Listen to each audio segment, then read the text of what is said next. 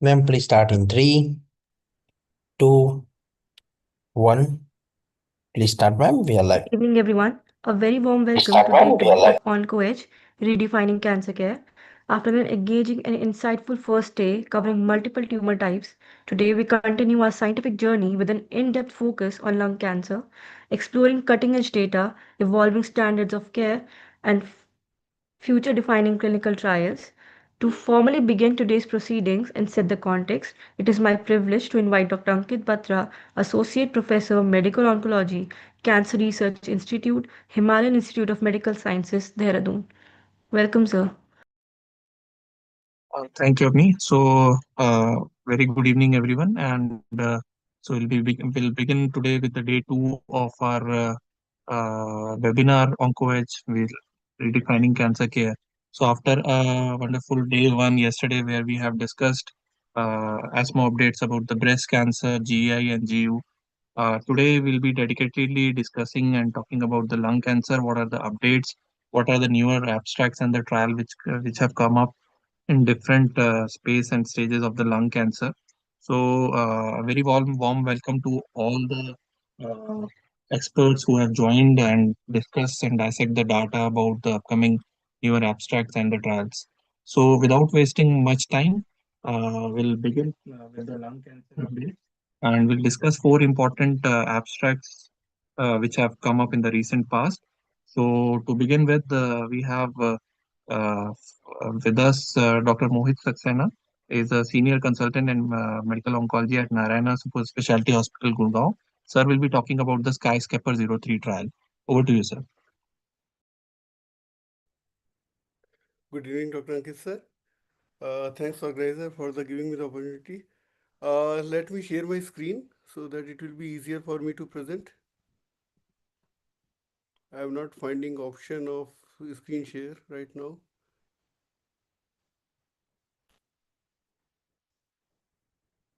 Is there some issue?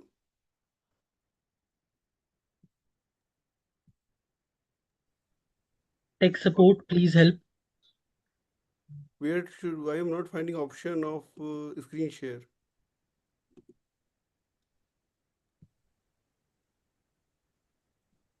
Any? Should I rejoin or what? Yeah, Sir, I think I'm so. There's sharing. Yeah, just no, just no. Right now I can see. Just let me allow. Yeah, my screen is visible now. Yes, sir. Yes, sir. Okay, okay. Now let me start with my PPT. Yeah. So now my screen is visible. Okay. So, so to begin with, the topic given to me is Skyscraper 03 study. That is phase 3 open label randomized study of atezolizumab plus tiragolumab versus durvalumab in locally advanced unresectable stage 3 non-small cell lung cancer after platinum based concurrent chemoradiation. So this aspect was presented by Zia Giowski in this ESMO, and here I am presenting it to you. So of course, these are the declaration of it. So what is the basis? Of course, we know that almost one third of NSCLC patients are diagnosed in stage 3, and most of the time they are unresectable. And standard of care for these patients is concurrent chemoradiation followed by durvalumab consolidation for 1 year. We all know that based on the Pacific data. But there is unmet need because 18-month PFS with the Durva in this Pacific is only 44.2%. So how we can improve? Idea was that we can think about finding more immune checkpoint targets. So there one TIGIT is one of them that has role in immune evasion. And tiragolumab is human anti-TIGIT monoclonal antibody that may augment anti-tumor response of the other immunotherapies like PD-L1 inhibitor like atezolizumab. So idea is to combine two IO and compare it with a single IO. Let's see what happens. So, Skyscraper 3 is phase 3 open label randomized study. Eligibility criteria was newly diagnosed unresectable stage 3 NSCLC without progression after definitive platinum based concurrent chemoradiation. Minimum 2 cycles should be there. And PD-L1 status should be known, ECOG PS 0 or 1, and obviously EGFR and ALK positive patients were excluded because you know that here immune doesn't work well, and we have data of LoRa for EGFR. So they were randomized to either receive tiragolumab 840 milligram intravenous 4 weekly plus atezolizumab 1680 milligram intravenous 4 weekly, or they might receive durvalumab in either 10 mg per kg 2 weekly or 1500 mg intravenous flat dose 4 weekly. Type error was 0.05 and primary endpoint was investigator review review facilitated assess investigator review facility assess PFS for tiragolumab plus atezolizumab versus durvalumab in both PDL1 positive population where TPS is 1 or more, or in all comers. And secondary endpoints were OS, investigator assess PFS, duration of response, overall response rate, time to distant meds, patient reported outcome, and safety profile.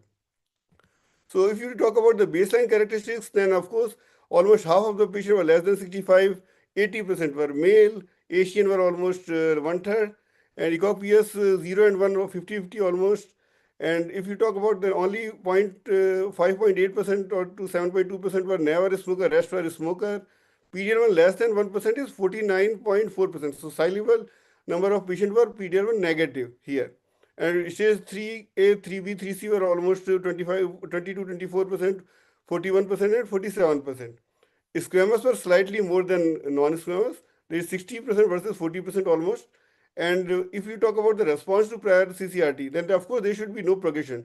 CR was in 0.5%, almost 60% patients have a partial response, and stable disease in almost 39% patients. That's the baseline characteristics. Now, this is the primary outcome. If we talk about the investigator review facility based PFS and OS. So what you can see that if you talk about the PFS, then it is 19.4 months with tiragolumab plus atezolizumab versus 16.6 months with the durvalumab. You can see curves are overlapping and hazard ratio 0.96, p-value not significant. So that's quite apparent that these curves are overlapping. And if we talk about the 24-month EFS here, then it is 46.1% with tiragolumab plus atezo versus 42.9% with durvalumab. So not much difference. And similar thing is in the OS, the curves are again overlapping with each other. It is median is not reached with the tiragolumab plus atezolizumab versus 54.8 months with the durvalumab. Here again hazard ratio is 0.99, almost 1, and there is not much difference in 24-month EFS here 72.2% with tiragolumab plus atezo versus 69.2%. So there is not much difference. We couldn't find benefit by adding in PDL1 positive patient. And if we talk about the all comers, then again the same thing is reflected. If we talk about the PFS, it is 14.2 months with tiragolumab plus atezolizumab versus 13.8 months with the durvalumab. Hazard ratio is here 1, and 24-month EFS even at 39% for tiragolumab plus atezolizumab versus 38.5% with durvalumab. So not much difference. And similar thing is for OS, the curves are overlapping here, and median OS is 45.6 months with tiragolumab plus atezolizumab versus 45.8 months with durvalumab, and again at 24 months, the EFS is 67% with tiragolumab versus 66.3% with durvalumab. So not much difference. They are almost overlapping. We couldn't find benefit in either PDL1 positive patient or all comers. Now, if we talk about the safety, then of course they are quite matched in terms of all grade adverse event, or 97% in both arms. Almost 1/4 patient have grade 3 or 4 adverse event, and 6 to 7% patient have grade 5 or more grade 5 adverse event, and serious adverse event in almost one third patient. But difference is here. The adverse event leading to withdrawal are slightly more with tiragolumab plus atezolizumab versus durvalumab. It is 15.5% with tiragolumab plus atezo versus 9% with durvalumab. And if you talk about all grade adverse event of special interest, and they are also slightly more with tiragolumab, it is 76.4% versus only 62.2% with durvalumab. And adverse event requiring steroid for 33.7% versus 23.5%, and immunosuppressant is required to 2.7% with tiragolumab plus atezo versus 1% with durvalumab. So slightly more need of steroids, slightly more adverse event of special interest, and more drug withdrawal with tiragolumab plus atezolizumab versus durvalumab. But of course, we know we are how to manage these adverse events. Now, if you talk about that adverse event of more than 10% or more, then of course we know about the pneumonitis, cough, pruritus, dyspnea, hypothyroid, pneumonitis, fatigue, pneumonia, arthralgia, back pain. So these were seen in both arms. But if you talk about the adverse event of special interest more than 1% by grade, then you can see that more of rashes In tiraglobulin plus atezo, more of infusion reaction with tiraglobulin plus atezo, more of adrenal insufficiency, colitis, and pancreatitis in tiraglobulin plus atezolizumab. But of course, these are well managed. These were manageable. So to conclude, Skyscraper 03 did not meet its primary endpoint of investigator review facility based PFS with tiragolumab plus atezolizumab versus durvalumab in patient with locally advanced unresectable stage 3 NSCLC who did not progress after treatment with definitive CCRT. Of course, neither in all comer nor in PD-L1 positive patient there is nothing difference in terms of PFS and of course in terms of OS as well. But of course, it combination demonstrated tolerable safety profile consistent with previous observation for the combos. And there were no new or unexpected safety finding here. So of course, you can say that this is a negative study. Thanks. Thank you so much, sir. So yes, it was indeed a attempt to move beyond Pacific and to improve survival by adding this, but unfortunately, this is a negative study. And as of now, the current standard of care still remains Juventude. So thank you so much, sir. Thank you, sir.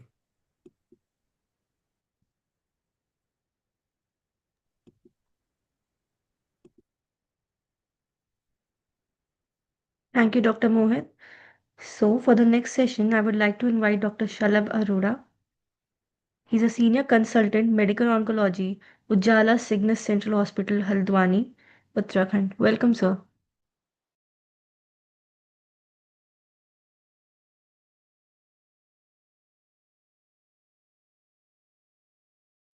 I hope I hope my slides are visible and I'm audible. Yes, sir. Yeah, thank you. So first of all, thank you, Dr. Ankit, for giving me this opportunity to present this important abstract from the ESMO Congress 2025. A very interesting study indeed that you have asked me to present. So declaration of interest from the main presenter. So as we already know that we most EGFR mutated metastatic NSCLC patients are treated with EGFR TKIs, and a lot of them eventually go on to develop resistance and disease progression. So what we have been doing over the past so many years is when they have some sort of oligoprogression, we add on some local consolidative therapy and tend to continue their TKI for the rest of the disease sites. And we know that combining EGFR TKIs with local consolidative therapy may in fact eradicate resistant clones and delay systemic progression. So this is something that we have been doing in practice over the past many years, ever since EGFR TKIs have become available. But there was no prospective randomized evidence evaluating whether this approach actually improves progression-free survival or overall survival. So North Star this way was a very interesting study. It was a randomized multi-center phase 2 trial. They took patients with locally advanced or metastatic NSCLC harboring EGFR mutation. So it could be a TKI naive EGFR exon 19 deletion or L858R, or a patient who has newly acquired T790M and no prior third generation TKI. So patients were initially given an induction osimertinib of 6 to 12 weeks, and only those who did not have a progression on this initial induction period were then randomized to receive osimertinib alone or osimertinib plus local consolidative therapy. And the primary endpoint for this trial was PFS. So the statistical considerations, basically they needed 120 patients need to be randomized for the study to have an 80% power to detect an 8-month improvement in median PFS using a one-sided type 1 error of 0.1. So they used Cox proportional hazards model, and PFS was calculated from the osimertinib initiation date. So it was not from randomization, an important point to remember. Baseline characteristics were quite well matched between both the groups, the osimertinib versus osimertinib plus local consolidative therapy. I'd like to draw your attention to this part. Basically, around 95% in either arm were TKI naive, and only a small minority had received prior first or second generation TKI. And around 70% of patients in either arm were polymetastatic. So they had more than 3 metastases at baseline. And if you look at the next line, basically some of them were converted to oligometastatic at the time of randomization. This was after 6 to 12 weeks of induction osimertinib. The extent of polymetastatic disease, you can see majority of them had 6 to 10 metastases, around 43%. And there were some patients with more than 10 mets, some with pleural effusion as well as lymphangitic spread as well. The local consolidative therapy approach that was resorted to, in around 60% of them, it was radiation. In 32%, it was surgery, and a small minority received both surgery as well as radiation. Surgical procedure most commonly was lobectomy, and with different resections in a few other patients. The radiation modality most commonly done was IMRT, and around a third of them received SBRT as well. Treatment-related adverse events, there was not very significant difference between the two arms, except for the pneumonitis part. If you see with osimertinib, it was only around 3%, whereas with osimertinib plus local consolidative therapy, around 11% of these patients developed a pneumonitis. Now, this is fairly in line with what we know from our past experience, that osimertinib TKI itself has pneumonitis as a toxicity, and radiation pneumonitis would only aggravate it further. However, the good part is that most of these pneumonitis in the local consolidative therapy arm were of mild nature. They were grade 1 or grade 2, and there were no grade 4 or 5 consolidative therapy related adverse events. So coming to the primary outcome, the median progression-free survival in the osimertinib alone arm was 17.5 months, and it was prolonged by close to 8 months with the inclusion of local consolidative therapy. It was 25.3 months, which was statistically significant and clinically meaningful 8-month PFS advantage. When you look at them separately, what is the specific mutation that we are dealing with, exon 19 deletion and L858R, both of them stand to benefit from inclusion of local consolidative therapy. Oligomets versus polymets, you can see that patients with less up to 3 metastases had a good improvement, hazard ratio of 0.67, and similarly patients with more than 3 mets also had a good improvement, hazard ratio of 0.7. Now, interestingly, at the time of initial presentation, 29% of patients qualified as oligometastatic and 71% had polymetastatic disease. So once you start this 6 to 12 weeks of induction osimertinib, you see that around 13% of patients actually crossed over from the poly to oligometastatic side. So these patients again would tend to benefit more from the local consolidative therapy. And out of these patients, 56 of them went into local consolidative therapy arm. And out of all these patients who were randomized to receive LCT, 59% of them completed their LCT.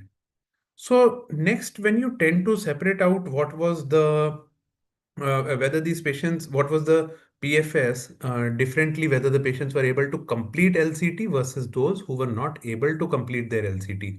And we saw that only 59% of them were able to complete it. So especially in the patients who completed their LCT, the median PFS was 27.9 months, which was significantly better than patients who could not complete their local consolidative therapy, and they had a PFS of only half of what was seen in those with complete LCT. So to conclude, we saw that in patients with EGFR mutated NSCLC, osimertinib plus consolidative therapy improved PFS in comparison to osimertinib alone, with a PFS benefit of around 8 months. The benefit of LCT was observed across disease burden groups, including those with polymetastatic disease, and complete LCT was achieved in 59% of patients who presented with polymets at diagnosis. And the extent of consolidation, like we saw in the last slide, complete LCT which will better predict for LCT benefit than the initial metastatic burden. So if you are polymetastatic and you get converted to oligo and you are able to complete your LCT, that portends a much better prognosis. And no excess toxicity was observed, and specifically there was no increased rate of pneumonitis beyond that what is expected with thoracic radiation. So these findings, they confirm that osimertinib plus local consolidative therapy is a safe and effective strategy to extend disease control and delay systemic progression in EGFR mutated NSCLC. I think with that, I'll stop sharing my screen and over to organizers. Thank you, Dr. Shalom. I believe that this LCT was given even to the metastatic sites or just to the primary site. So it was administered to the metastatic sites as well in this trial. So but the maximum benefit was achieved in patients who actually were downgraded to take the benefit of of the LCT. Yeah, I think it was an interesting study, and because uh, adding a lot of new drugs brings a lot of financial toxicity, so this is a simpler technique to achieve better PFS and OS benefit. Thank you, Dr. Shalom. Thank you, Dr. Shalab. Moving on to the next talk, I would like to invite Dr. Jagdeep Singh, Consultant Medical Oncology, Cancer Centers of America, Amritsar. Welcome, sir.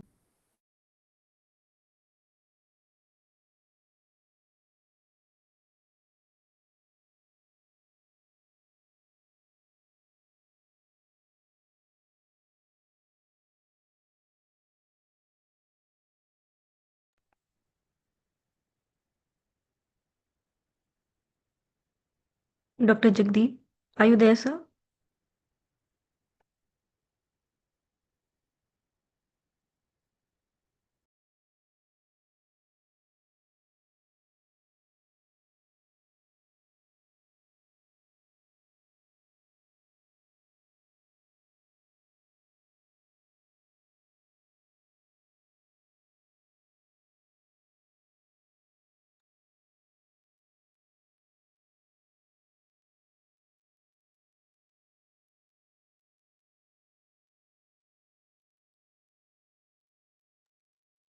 I Jagdeep think sir, Dr. are you there? Hi, Dr. Ankit. This is Dr. Jagdeep. Yeah. Good evening, sir. Actually, good evening. Actually, I was not able to connect at the time. Some problem was there in there. So sorry for No, for no delay. issue, sir. Uh, so thank you, Ankit, and thanks, organizer. So can I have my slides, please? Sure, sir. Just a minute.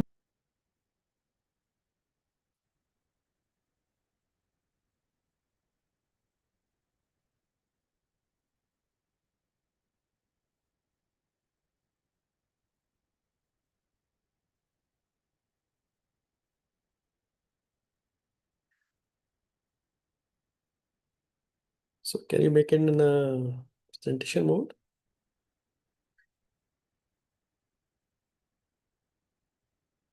Thank you so much.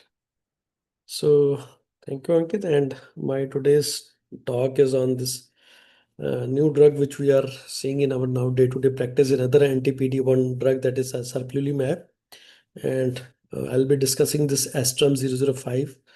It is a randomized double-blind placebo-controlled phase 3 trial, and basically this was in the a patient with extensive stage small cell lung cancer. So we have already two drugs into our basket, that's atezolizumab and durvalumab, which we give in a patient with this extensive stage. And this drug, again, this another anti-PD-1 drug, that is serplulimab, has shown effect in those patients. So patients who are either histological proven without any prior systemic chemotherapy, systemic therapy in the extensive stage SCLC, and with a good performance status. And the stratification was done upon based on the PD-L1 expression and brain metastasis and the patient the age. So it was randomized done in the chemo backbone being the same, that's carboplatin etoposide, along with the serplulimab. So every 3 weekly, and it was compared with the placebo in a 2:1 randomized fashion. And serplulimab was given as a maintenance, as was what we used to do for atezolizumab or durvalumab, and until the disease progression or tolerable. toxicities. So primary endpoint was the overall survival, with the other secondary endpoint PFS and PFS2, and overall response rate and duration of response, and of course the pharmacokinetics, immunogenicity, and the quality of life, related health. Next, please. So these were the baseline characters of the patient in both sides, and these were well matched with respect to the age, gender status. And again, the Asian population was a good representation in this, because you can see approximately close to 67 to 70% in both sides. And again, with respect to the smoking status and patient who have received prior anti-cancer therapy drugs, and with respect to the PD-L1 expression, majority of the patient were who was TPS less than 1%, that is close to 80% patients. And patient who had a brain metastasis, again, equally matched both sides, close to 12 to 14%. And with the liver percent metastasis was seen in 1/4 of the patient in each side. Next slide, please. So coming to, again, you see this Asian. So this is one of the major thing, that a large proportion of the patient chunk, that's close to 70%, that's 2/3 of the patient, they are Asian patient population who are exposed to this drug, that is serplulimab and chemotherapy combination. Next, please. So though it is usually, I cannot say, but this is just a comparison. What is the proportion of patients in the Asian population? So you can see this ASTRAM is exactly the real world data which we see in our practice. Though the small cell lung cancer is relatively less, but the number of patients represented in this ASTRAM 005 trial is close to 68% with respect to the Empire 133 or Caspian, which show a underrepresentation of this Asian population, that's close to 14 to 17, 18% in the Empire 133. Next, please. So this, with continuation of the baseline characteristics, you can see the patient, good number of patient, they have a TPS less than 1%, that's close to 83% patients. And if we go to the CPS scoring again, it was majority of the patient were having the CPS more than 1, and brain and liver metastasis, I had already told that a significant number of patients had these metastases, either brain or liver. Next, please. So coming to this result, you can see, as with respect to the overall survival, the patient who received this serplulimab plus chemotherapy combination in regards with placebo. So delta with the overall survival, you can see it's 4.5 months. So approximately, so patient who received this, they tend to do a better as compared to the patient who received this placebo. There's a median overall was 15.4 months versus 10.9 months. Next, please. So end of the study analysis of the overall survival in patient with the intent to treat population analysis, you can see at 4 years, the overall survival rate was 21.9% in the patients who received this drug, that is a serplulimab plus chemotherapy. And the patient of proportion of the patient who were alive at 4 years were approximately 3 times as compared to what we've seen with the chemotherapy. And you can see the delta difference approximately 4.7 months in the median overall survival. So it clearly showed that patient who received this serplulimab along with the chemotherapy, the median OS was 15.8 months versus 11.1 months with the chemotherapy. Next, please. So again, this is the most important thing with respect to the race, that's whether the Asian or non-Asian. Of course, the Asian was more represented in these patients. So both, whether it's a Asian, non-Asian population, the combination of this serplulimab along with the chemotherapy is favored as compared to the chemotherapy alone. Next, please. So this is the first PD-1 inhibitor which achieved a positive result in the international clinical phase 3 trials for this extended stage small lung cancer. And you can see the median follow-up of the 12.3 months with this addition, shown the median PFS was 5.7 months versus 4.3 months with a hazard ratio of 0.48%. Next, please. So coming to the independent review committee assessment, this overall response rate and duration of response, you can see the patient who received this serplulimab along with the chemotherapy, the overall response rate was close to 68% versus 58% the placebo. Though there are some few patients who had a complete response close to 2.3%, but this was not seen in the placebo. And partial response was again higher with the drug combination with the serplulimab. And median duration of response was 6.8 months with the serplulimab plus chemotherapy versus 4.2 with the placebo group. Next slide, please. So coming to the safety results, you can see the patient who have received this dual combination with respect to chemotherapy. There is no significant, you can see different adverse events with the addition of this, which we see in our day-to-day practice with the immunotherapy.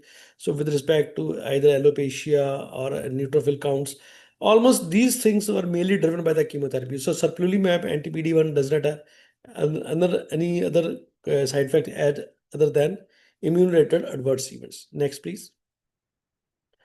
So this combination of serplulimab plus chemotherapy achieved a 3-year OS survival rate of 24.6%, and it's bringing us extended survival benefit to these the patient with the small cell lung cancer with the extensive disease. So you can see with the combination of this, that is the serplulimab and chemotherapy, the OS gain was close to 4.7 months. So it was indirectly compared with the IMPAR, which showed a delta of 2 months, and with the durvalumab, that is Caspian study, a delta of 2.4 months. Again, 3-year-old survival rates were approximately 24.6% in serplulimab plus chemotherapy, and in the IMPACT trial, this was close to 16% or maximum 17% the Caspian. So numerically, this ratio or this percentage was higher in the patient who received this serplulimab plus chemotherapy combination. Though this is a cross-trial comparison, there is no head-to-head trial. This is just an indirect comparison. Next, please. So this magnitude of clinical pathological scale coming to this, the patient who have received these treatment is so there is substantial improvement in the duration of survival or the quality of life of patient with a cancer, and I aim to distinguish them from the trials demonstrating more limited and sometimes even a marginal benefits. Next, please. So this you can see even this patient who received this serplulimab, this MCB score, it has shown above this what we see with the atezolizumab or the durvalumab, and it has shown that it is at the top of pyramid as compared to these other two drugs. Next, please. So to conclude, in the first line extensive stage small cell lung cancer, this standard of care, that is the immunotherapy plus chemo, this offer a modest but meaningful clinical benefit. And this has a unique mechanism of action, including a high PD-1 binding affinity, PD-1 receptor endocytosis, and preservation of CD28 signaling, potentially explaining its enhanced T cell activation, and is the first anti-PD-1 agent approved for the extensive small lung cancer, showed a significant improvement in the OS and PFS in this trial, and with respect to a manageable safety profile. And with coming to the ESMO MCBS score of 4 for this extensive stage small cell lung cancer, which is a slight higher on the pyramid as compared to the atezolizumab or durvalumab, it indicates a substantial clinical benefit, and this represents a new treatment option with the patient of the extensive stage small cell lung cancer. I think this concludes my slides. Yeah, thank you so much, sir. Thank you. I think Thank you. it's very good data, and ASMO MCBS scale gives us the confidence that yes, it's not a industry-sponsored Yes, promotion the of the drug. most important So thing, that is the real world data which we see in our patient, and you see this Asian patient population is quite large number. 70% is a very big number. So more than 2/3 of patients, that is what we see in our day-to-day practice. I think this is yeah, more fits to our patient. totally agree with it, sir. And also the drug is more accessible and Yes, affordable yes. for the patients. Financially constrained, which we see with the atezolizumab or durvalumab, is relatively less with this. So just one quick process. So do you really stick to the approved indications, or you will try to use this No, drug in Ankit, other indications which? I have used in the breast also, but with the Okay. note I have written that patients who have a CPS score, I have recently started with a CPS score in metastatic breast close to 38. So I started this patient, and so I don't know. She has received 3 cycles of paclitaxel, this serplulimab, and she did really good. I don't know what exactly has driven that response. It was in a TNBC. So I'm giving some off-label indication, but with a note and mentioning to the patient also. Yeah, I think most of the people, medical oncologists, are doing that, Yes, yes, and we should come together to uh, take our data together, and maybe we can publish that also. yes. The only issue or challenge is, Ankit, when a patient goes to a higher center, and sometimes they label that this drug is not clinically approved, then you don't have answer. So that's why I always mention them that you have been explained and you must know. You must be aware what we are using. Yeah, agree, sir. Yes. Thank you. Thank, Thank you so thank, much, sir. thank you, Ankit. Thank you. No, thank you. Thank you, Dr. Jagdeep. For the next talk, I would like to invite Dr. Kanika Sharma. She's a medical oncologist at Max Super Speciality Hospital, Chandigarh. Welcome, ma'am. Yeah, thank you and good evening, everyone. And I'll be sharing my screen. Yeah. So are my slides visible? Yes, ma'am.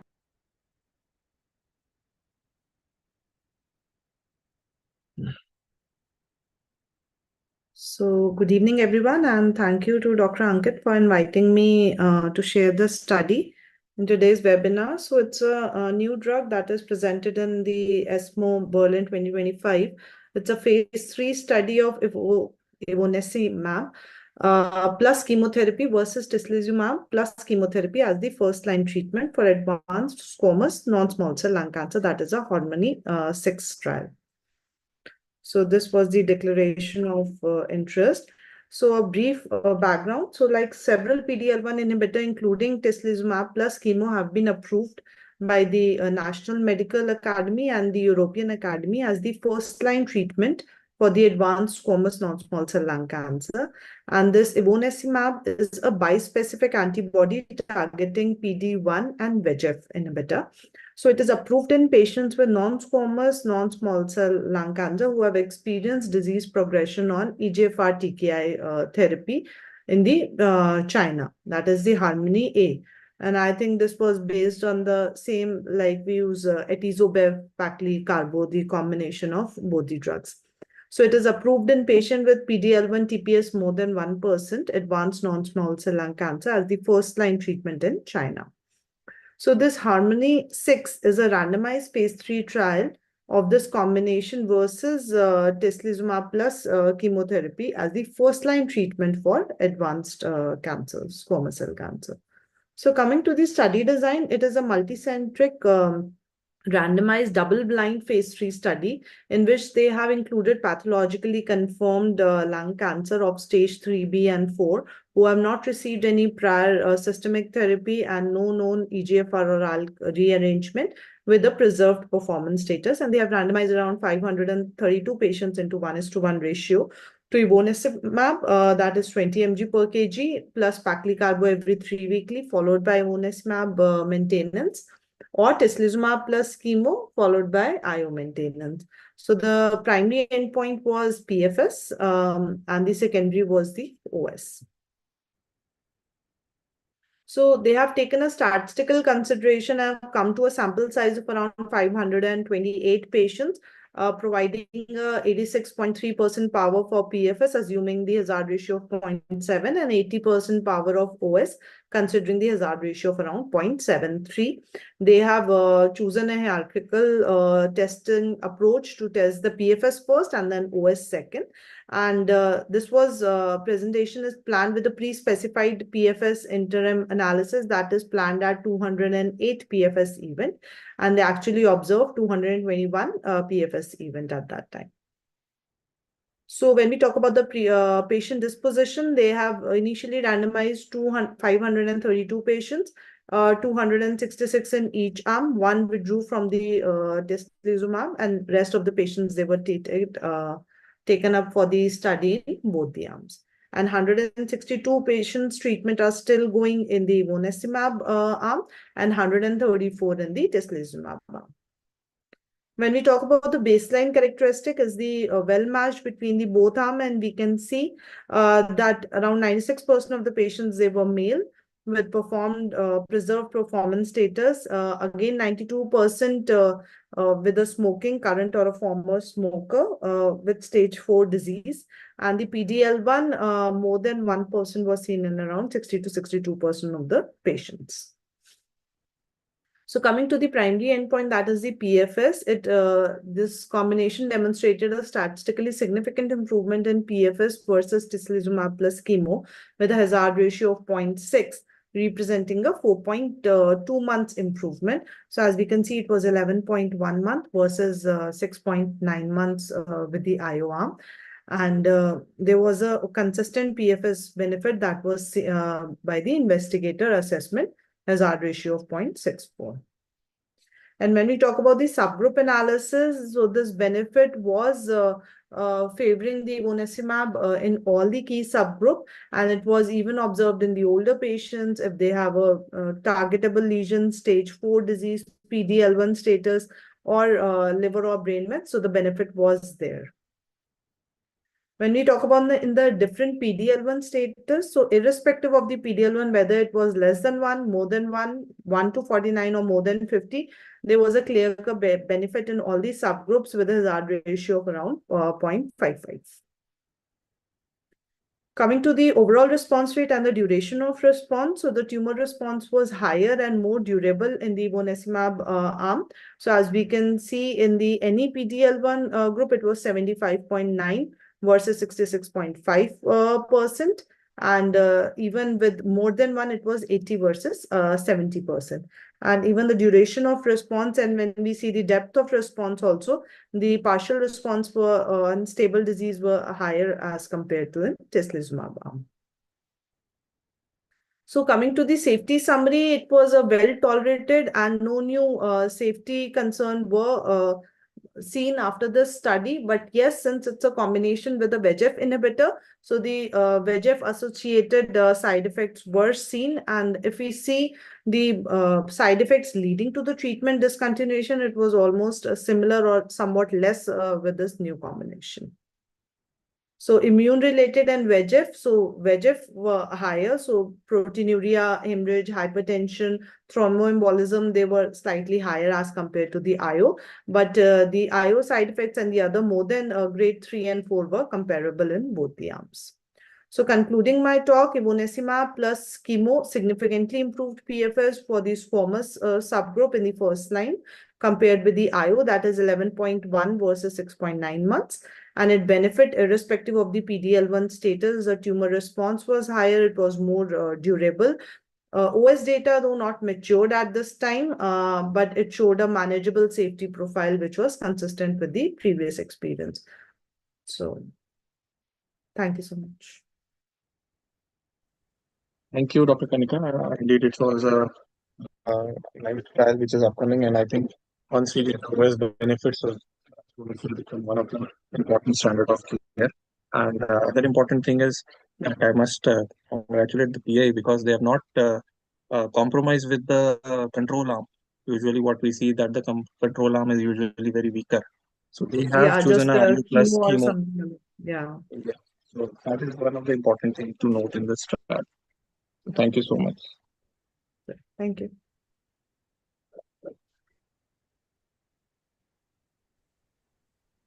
Thank you, Dr. Kanika. To share some light on immuno-oncology in motion, tislelizumab's promise for lung carcinoma, I would like to invite Dr. Ankit Batra once again to share his expert insights.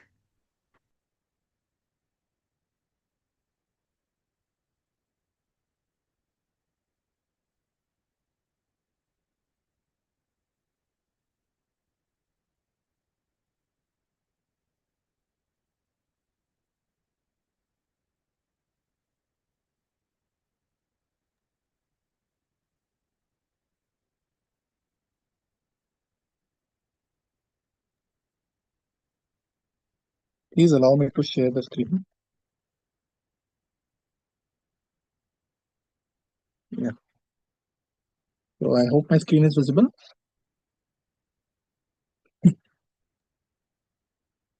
No, sir.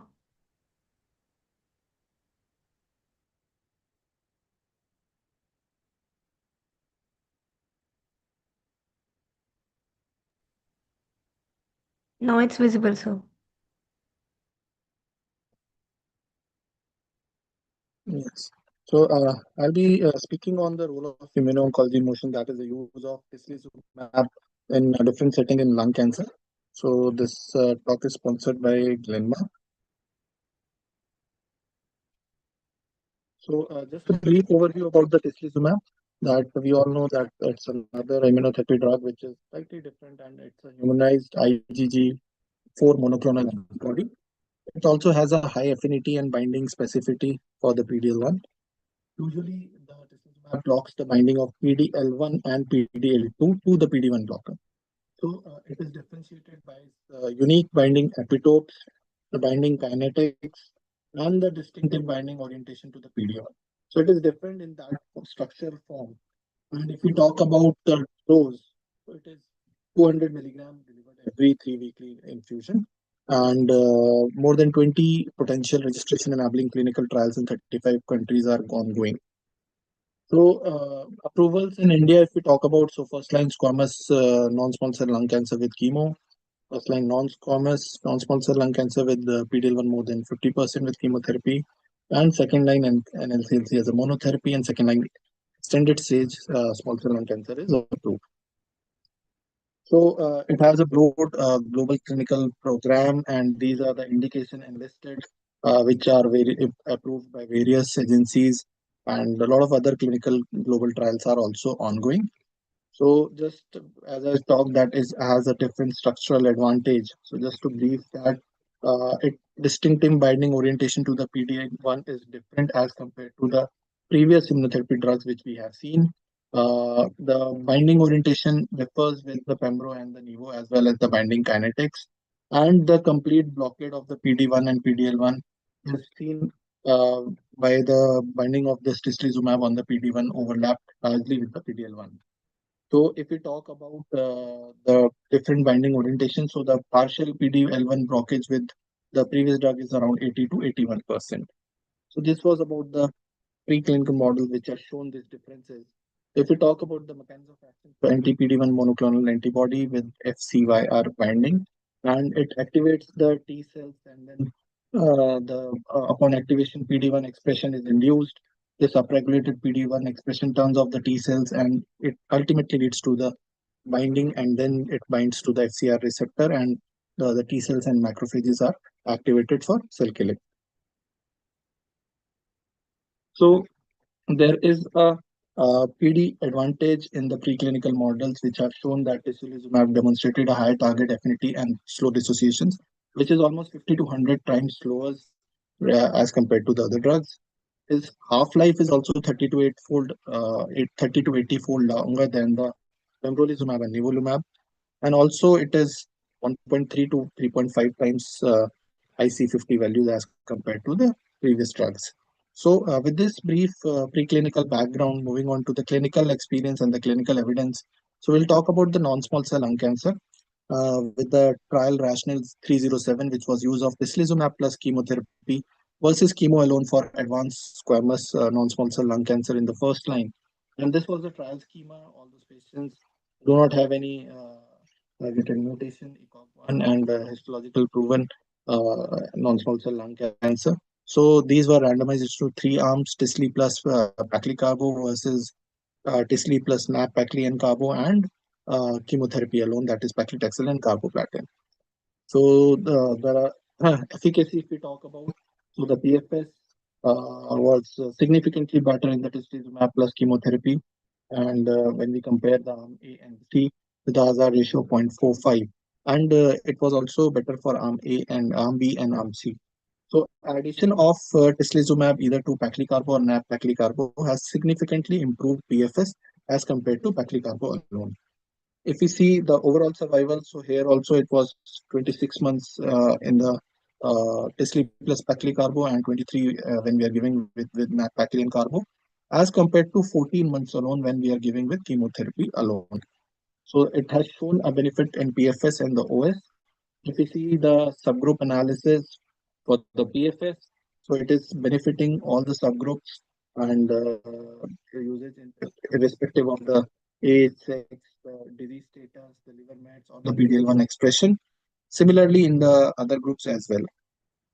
So if we see the subgroup analysis for the overall survival, so with the median overall survival with the median follow-up time of 44.8 months, it is showing OS benefit in most of the subgroups and favoring toward the use of tislelizumab plus chemotherapy as compared to chemotherapy alone. So again, no studies complete without the safety profile. So tislelizumab plus chemotherapy maintained a manageable safety profile with no long-term toxicities. The common adverse events were neutropenia and anemia. They were mainly because of the chemotherapy component. And immune-mediated side effects such as pneumonitis, hypothyroidism, and skin reaction were similar to tune what we are seeing with the other immunotherapy drugs. So this was comparable and manageable as we see with the other drugs. So there was a 4 year follow-up of this trial, and at the long-term 4 year that shows a durable and clinically meaningful and statistically significant overall survival benefit. Overall survival advantage remained consistent with the final analysis despite high crossover to the tislelizumab in the chemotherapy arms once they have progressed. And all the subgroups favors the use of immunoplus chemo, that is tislelizumab plus chemotherapy as compared to chemotherapy alone. And it was a well-tolerated drug. Moving forward to rationale 304 in the metastatic non-squamous NSCLC in the first line, uh, the use of tislelizumab plus chemotherapy versus chemotherapy alone. And this was the trial schema. All those patients were randomized 2:1 to tisle plus chemo versus chemo alone, followed by tisle and PEM maintenance versus pemetrexed maintenance alone in the control arm. So this was the progression-free survival Kaplan-Meier curve, and if you can see, it was significantly better, and the hazard ratio was 0.63, and there was almost 37% reduction in the risk of progression to death. If we talk about the overall survival and the ORR rates, so the overall response rates increased from 37 to 57%. And the disease control rate was also better. The duration of response was also better, which was 6 months with the chemotherapy as compared to 8.5 months with the use of tisle plus chemo. And then rationale 303, this is yet another study that is use of single agent tislelizumab versus docetaxel as a second or the third line therapy for patients with locally advanced or metastatic non-small cell lung cancer. Because we know that in second line the outcomes are very dismal, and docetaxel is the main important current standard of care and is holding the fort for many decades, and no other drug has been able to beat docetaxel yet. So we'll just see that in second line or more, that is third line, tislelizumab alone was given versus docetaxel 75 milligram per meter square, what was current standard of care. So again, in this, the overall survival, if you can see at 5 years, was remarkably better. The median overall survival was 11 versus 16.9 months. And if we see the overall survival curve in the PDL1 population, which was more than 25%, so here almost close to 26% of the patients were still alive at 5 years. So this is definitely one of the remarkable data, because in these kind of settings, we are never talking about 5 year overall survival previously. And again, in PDL1, more than 25%, the median OS was 19.3 months with the use of tislelizumab versus 11.5 with the docetaxel alone. So it has significantly improved the overall survival. And this is according to the PDL1 expression. So it has benefited all the subgroups, but the quantum of benefit was more if the PDL1 was higher. So this is just a comparison. The median PFS increased from 2.6 to 4.2 months. Overall response rate increased from 7% to 22.6%. And tislelizumab demonstrated a prolonged PFS and the duration of response and overall response rate. So this was just a subgroup analysis from the study about the biomarker, and they have identified that if in the post-hoc analysis, that notch 1 to 4 mutation showed a potential better association with the efficacy in terms of overall survival and PFF with the use of tislelizumab. So this is just a hypothesis generating to prove it in the further studies. Similarly, the PFS was also better in notch 1 to 4 mutations. So this is just a food for thought that better studies can be planned, seeing this notch 1 to 4 overall response rate, PFS and OS in a proper planned randomized study. So this is one of the network meta-analysis and tislelizumab versus anti-PD-1 agent in the first and the subsequent lines in locally advanced or metastatic non-small cell lung cancer. So they have compared with all the other immunotherapies. So it is just a network analysis, not a head-to-head comparison with any of the drugs. And for PFS, tislelizumab plus chemotherapy was statistically significantly favoring the benefit in as compared to the other IO drugs. Similarly, for non-squamous first-line non-small cell lung cancer in PD-L1 more than 50%. So again, this network meta-analysis favor the use of tislelizumab plus chemotherapy. For second line in non-small cell lung cancer, any histology, again it was favoring the use of this molecule. And the key points from this network meta-analysis is that it is a highly active and efficacious PD-1 inhibitor. Using this in monotherapy in second-line non-small cell lung cancer, or along with chemotherapy in first-line squamous non-small cell lung cancer and first-line non-squamous PD-1, more than 50% found to be comparable or favorable than the other anti-PD-1s in terms of PFS, overall survival, overall response rates, and side effect profile was favorable. So all these findings and the clinical evidence favors the use of benefit of tislelizumab, representing an additional immunotherapeutic option in advanced or metastatic first line and second line non-small cell lung cancer. So then the tislelizumab in the perioperative non-small cell lung cancer. So this was rational 15, and they have seen the primary endpoint, which was major pathological response, which increased from 15% to 50% compared to chemo versus tisle plus chemo. The EFS was not reached in both arms, and OS was also not reached because it's a short study and the median follow-up at that time was still 17 months. But it gives a comprehensive benefit from late to early stages across the spectrum of non-small cell and small cell lung cancer. Then this is rationale 312 in the extensive stage small cell lung cancer, and it's a phase 3 randomized controlled trial, and the patients were given either the standard of care previously, that was chemotherapy versus tisle plus chemotherapy. So this was the overall survival curve of the rationale 312. And at 3 years, you can see that the overall survival rose from 13% to 22%. And the median OS was 13.5 versus 15.5. So at 4 years, it was 19% versus 0% in the chemotherapy. So OS benefit was maintained with tislelizumab plus chemotherapy as compared to chemotherapy alone. And in terms of safety, no new signals were observed. The usual toxicity profile is similar to what we have learned with the other immunotherapy drugs. And long-term follow-up also is in the same use, and sustained OS benefit has been there. Safety was well tolerated, and it reinforced the use of immunotherapy, that is tislelizumab plus chemotherapy, as an effective and safe first-line treatment for metastatic extensive stage small cell lung cancer. Coming on to the safety, so in various trials which we have discussed and comparing the rationale with the other immunotherapy drug trials, so we can see that the discontinuation rates and the toxicity profile were almost similar in most of the immunotherapy drugs. So it is one of the another meaningful drugs. And if we talk about the network meta-analysis in this, so it was again favoring the use of tislelizumab plus chemotherapy, and no other statistically significant difference. In the second line as well, the similar results were replicated, and once it is compared to the other, it was favoring the use of tislelizumab. So this is the pivotal clinical trial summary of the non-small cell lung cancer.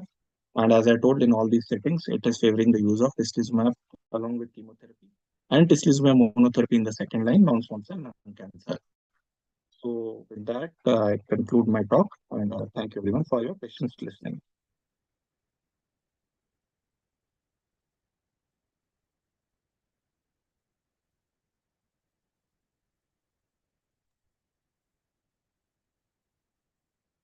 Thank you, Dr. Ankit Batra. So next, I would like to invite Dr. Aditya Sareen, Consultant Medical Oncologist at Sir Ganga Ram Hospital, New Delhi.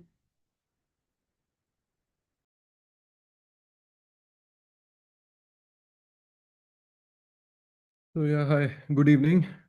And thank you, Dr. Ankit, for giving me such a fantastic opportunity to be a part of this fantastic academic feast. So I think organizers have my slide. You can just pull it up.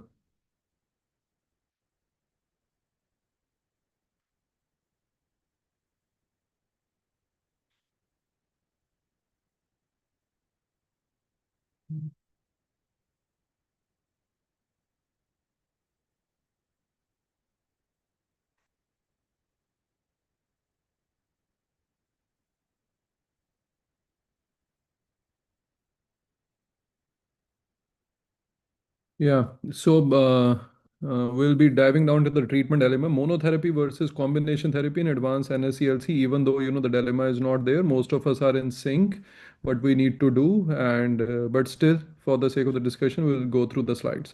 Next slide, and obviously, I thank my my sponsors as well.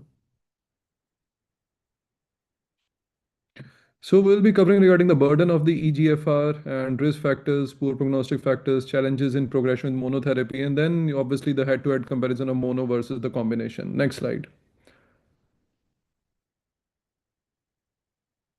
So you can see that EGFR mutation positive NSCLC, you have 40% patients with Asian NSCLC and 20% with non-Asian NSCLC, and the EGFR rate amongst Asian patients ranges from 33 to 40%.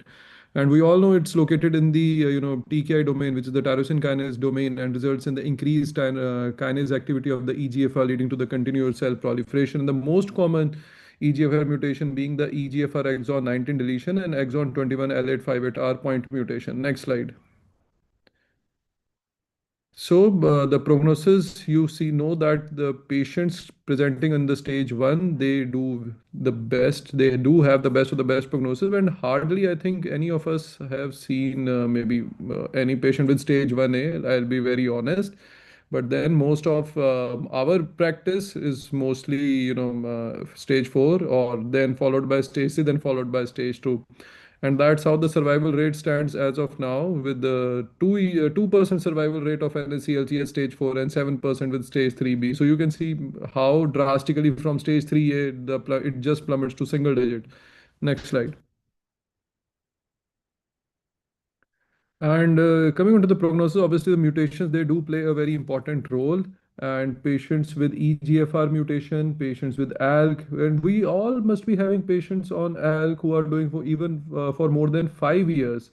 So you know the power of this drug and how relevant these mutations are.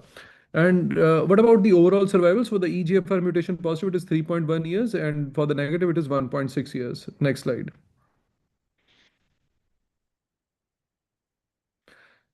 So prognosis, obviously, continual monitoring aims to stay well informed on the stage of the current disease and to monitor for the recurrent disease. So that's your patients need to be under constant surveillance. And despite undergoing complete resection of the primary NSCLC, lung cancer definitely can re-return or metastasize. So it all depends what pre-op therapy or post-op therapy you have used, and tumor location also may influence the survival. So OS is not improved by the early detection of the recurrent NSCLC, but it increases the DFI, and post-resection correlates to a higher probability of the 5-year survival. Next slide.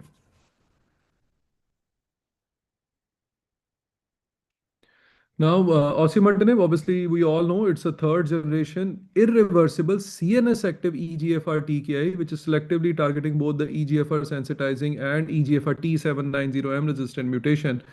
So it has lower activity against the wild type EGFR, and it does have its benefit of growing into the blood-brain barrier. And we have all seen how wonderful this drug is. Next slide.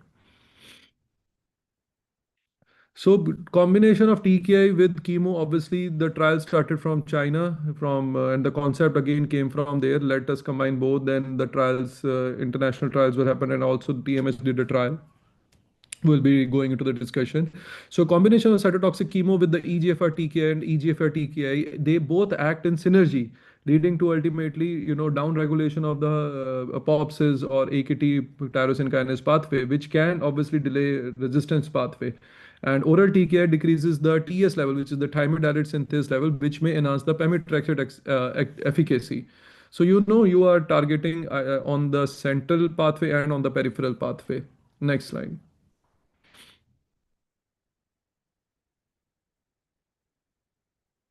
So these were the trials, and you can see where chemo with erlotinib and chemo with gefitinib, ecortinib.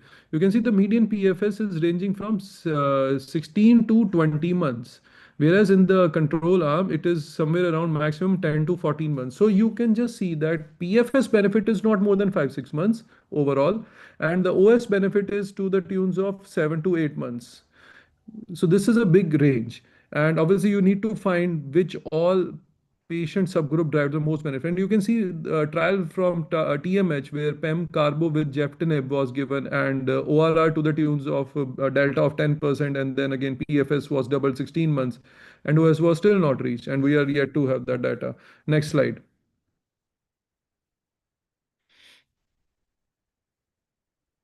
And other combination, first line EGFR approach. So you have seen how well in the previous slide these drugs are doing.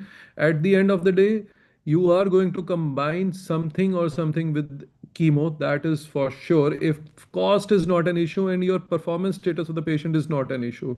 So what other regimes have been tried? It's like, erlotinib plus bev has given 8 months of PFS, erlotinib with Cyramza again 5-6 months of PFS, but huge toxicity with Cyramza. Then erlo with bev again 5-6 months, and then Jeftinib with carbo. You can see it is to the tunes of 9 months. Then Jef Pem carbo again 8 months. So this we have already discussed. So next slide.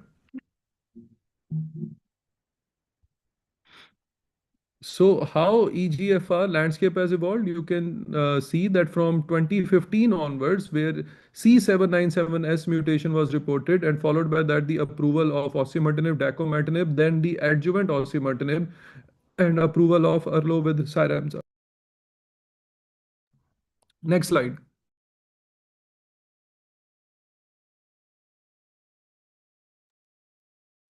So this was the FLORA subset where significant improvement in PFS, where osimertinib versus the first generation EGFR TK was used, and the benefit is to the tunes of 8 months.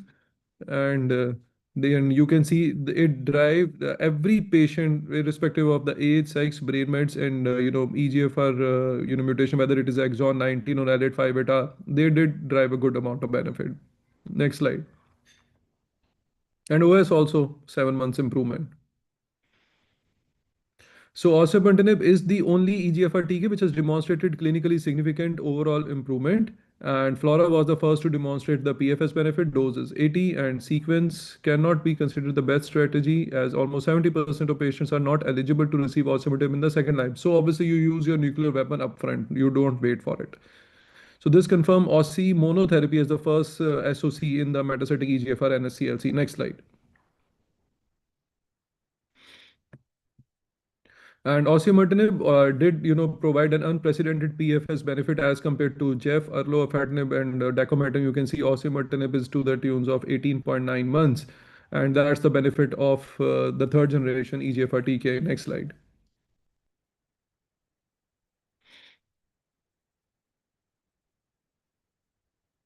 And this again, if we go into the median OS, Erlo and Flora was having a significant OS, and I think this is the only significant OS that we have up till today. So rest of them, they are not significant. Next slide.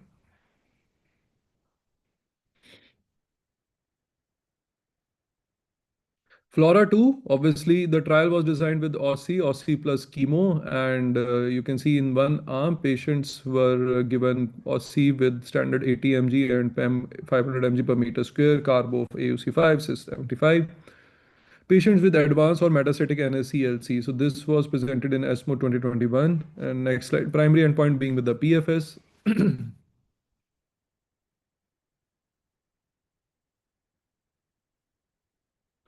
And if we look at the baseline characteristics of the groups, I think both were well matched, and there was not any major, any delineating point which was creating any havoc over here. You can see the CNS mets to the tunes of 42%, and in the monotherapy arm as well, 42. Next slide. So PFS benefit you can see to the tunes of 11, approximately 10 months with a significant delta of you can say 16% and significant hazards. So it did give you a benefit of 9 months over and above the monotherapy use. Next slide. And if we were to see the PFS by BICR, again, there was a benefit by 9.5 months and still a significant benefit. Next slide.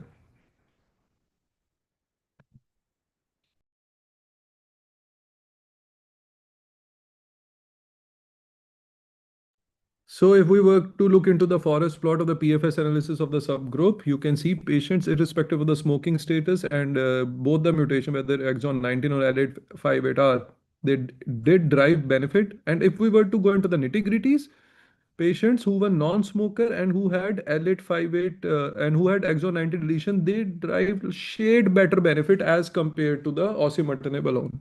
Next slide.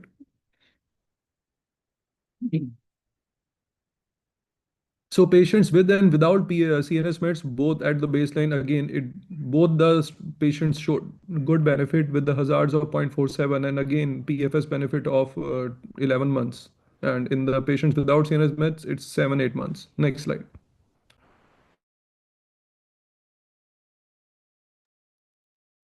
And exon 19 deletion, you have a hazards of 0.6, and in terms of median PFS benefit, 8.8 months, and L858R again to the tunes of 9 months. Next slide.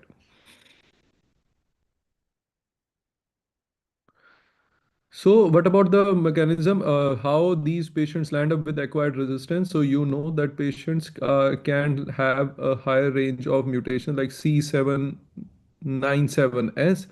If there were like 12% of patients landed up with this mutation, then met with 14% in the combination, and rest are hardly any mutation. So acquired resistant mechanism broadly similar across the treatment arms. Next slide.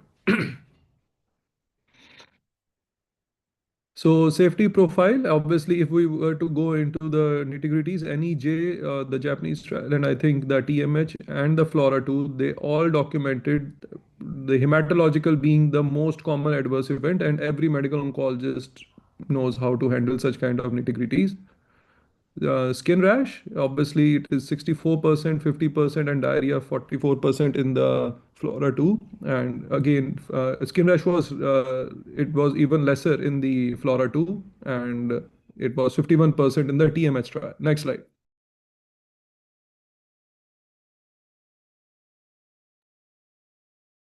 So efficacy and safety of osimertinib has been seen across various trials we have used in our clinical practice.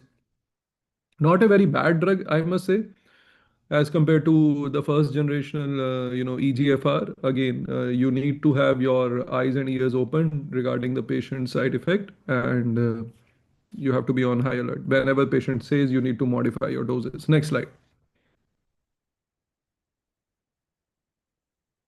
So newer treatment option, first line being OSI plus chemo, and amivantamab plus lazertinib. And I think with the upcoming approval of Mariposa 2, I think this will change. And second line, if you have not used in OSI in the first line, use it in the second line. Next slide.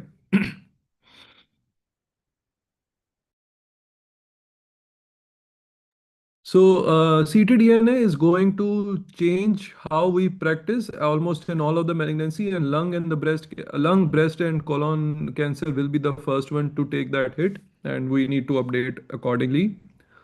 If patients with osimertinib having ctDNA positive were given, even after osimertinib, you can add additional therapy, and or you can still continue OSI, or patients with ctDNA negative was given osimertinib. So this study, the EGFR schedule study, which was a risk adaptive trial design, will definitely answer, will high patient with high tumor burden will benefit more, and it will select your patients where you want to give the maximum benefit with the combination. Next slide.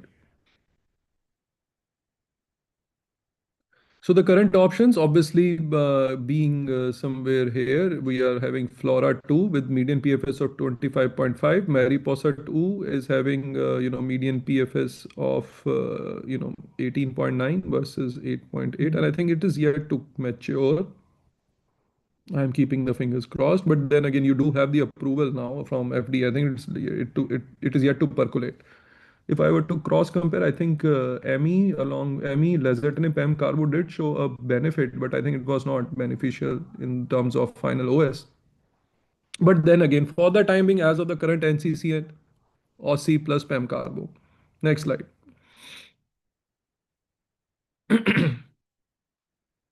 So this we have already discussed. Next slide.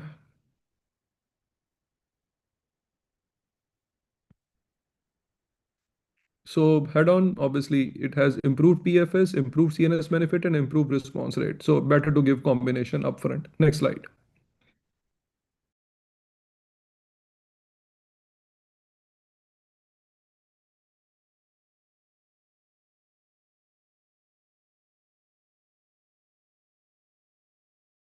So the combination of OSI with the chemo has demonstrated statistically significant and clinically meaningful PFS benefit, and it has been seen across the different subgroup, higher ORR, higher DOR, patients with CNS met at baseline. Again, the combination reduced the risk of the CNS progression. And safety profile was manageable in across the arm. So yeah, next slide. Thank you, and back to organizers. Thank you, Dr. Aditya, for taking us through the changing landscape of the metastatic non-small cell lung cancer EGFR mutated cancer. So, I think by the time lasertinib is not available, it's the paradigm is still evolving. So, Yeah. as of now, this regimen is a very good regimen, and it has shown a good PFS and the OS benefit. We know that. Just wanted to know your experience in terms of toxicity, the practical experience which you face. Are the toxicities same what we have read in the trial, or is it different in the real world? To be honest, I think it's even lesser. For me, I think I have like 10, 15 patients right now currently on osimertinib, and I have not seen any toxicity. Touch wood, it's been more than 2 years. One patient in particular, I'm worried about because from the day one, he is having an EGFR exon 19 deletion and metastatic with the bang on presentation. And patient presented with headache and nausea. And we did the MRI, showed a leptomeningeal enhancement. So we started with chemo and OSI. He didn't improve that much. We started with intrathecal methotrexate, and that completely subsided his symptoms.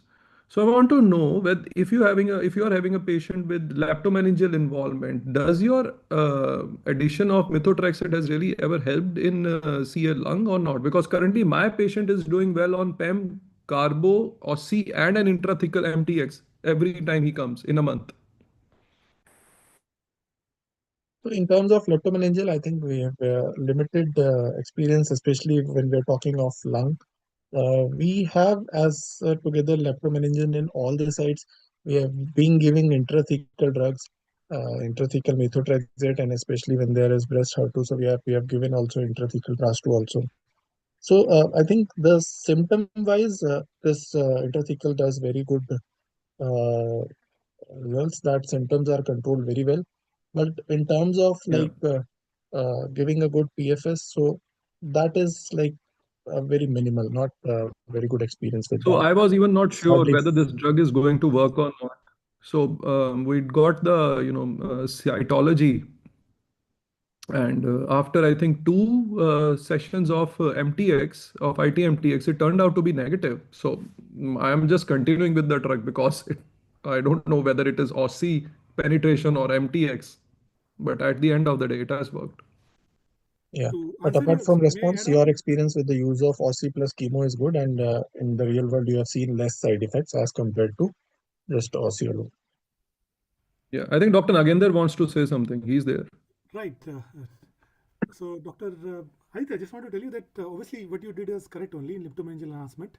But there is one study which was published by name Bloom study. I think all of us are aware of that. It's a pivotal phase 1 study which evaluated the efficacy and safety of osimertinib, specifically for those patients who have progressed with a leptomeningeal enhancement or leptomeningeal metastasis there. So what they did in this trial was they have used double dose of osimertinib at 160 milligram, which is obviously a little bit toxic. But this trial, the clinical outcomes, the efficacy endpoints which came out was there was it's 62% reduction of the leptomeningeal enhancement, and the patients are having a PFS and overall survival benefit also. Although only caveat is that it was a phase 1 study, right? By name Bloom study, which was also published. So Yeah.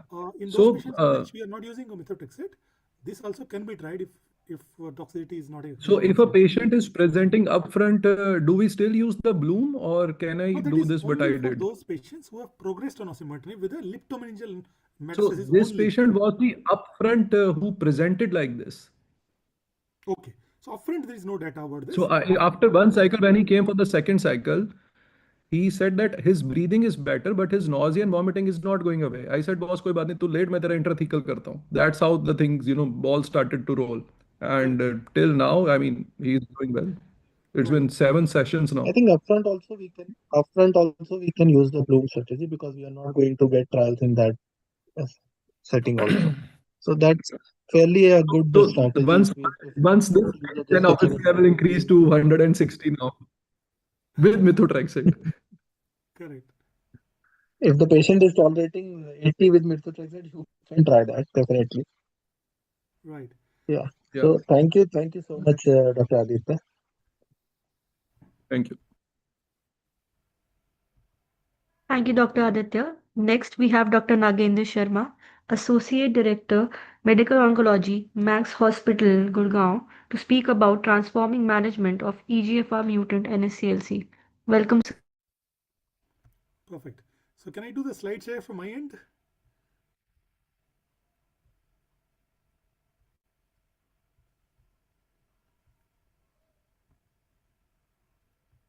Hello.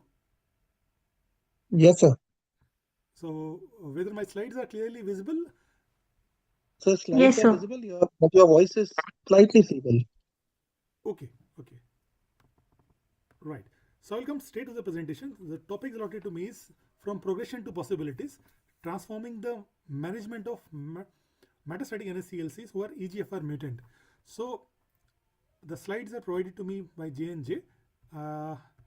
As we all know that getting a lung cancer diagnosis and going through its treatment, it's not only devastating for the patients, it's actually devastating for the entire family.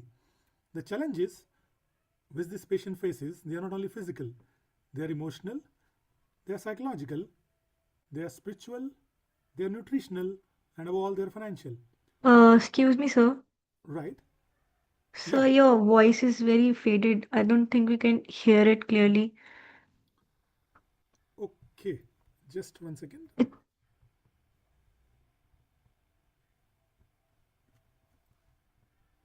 Whether I'm audible right now?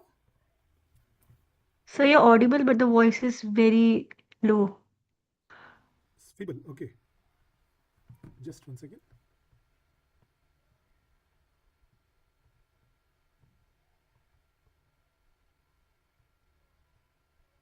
Now is it audible, or should I speak with a loud voice?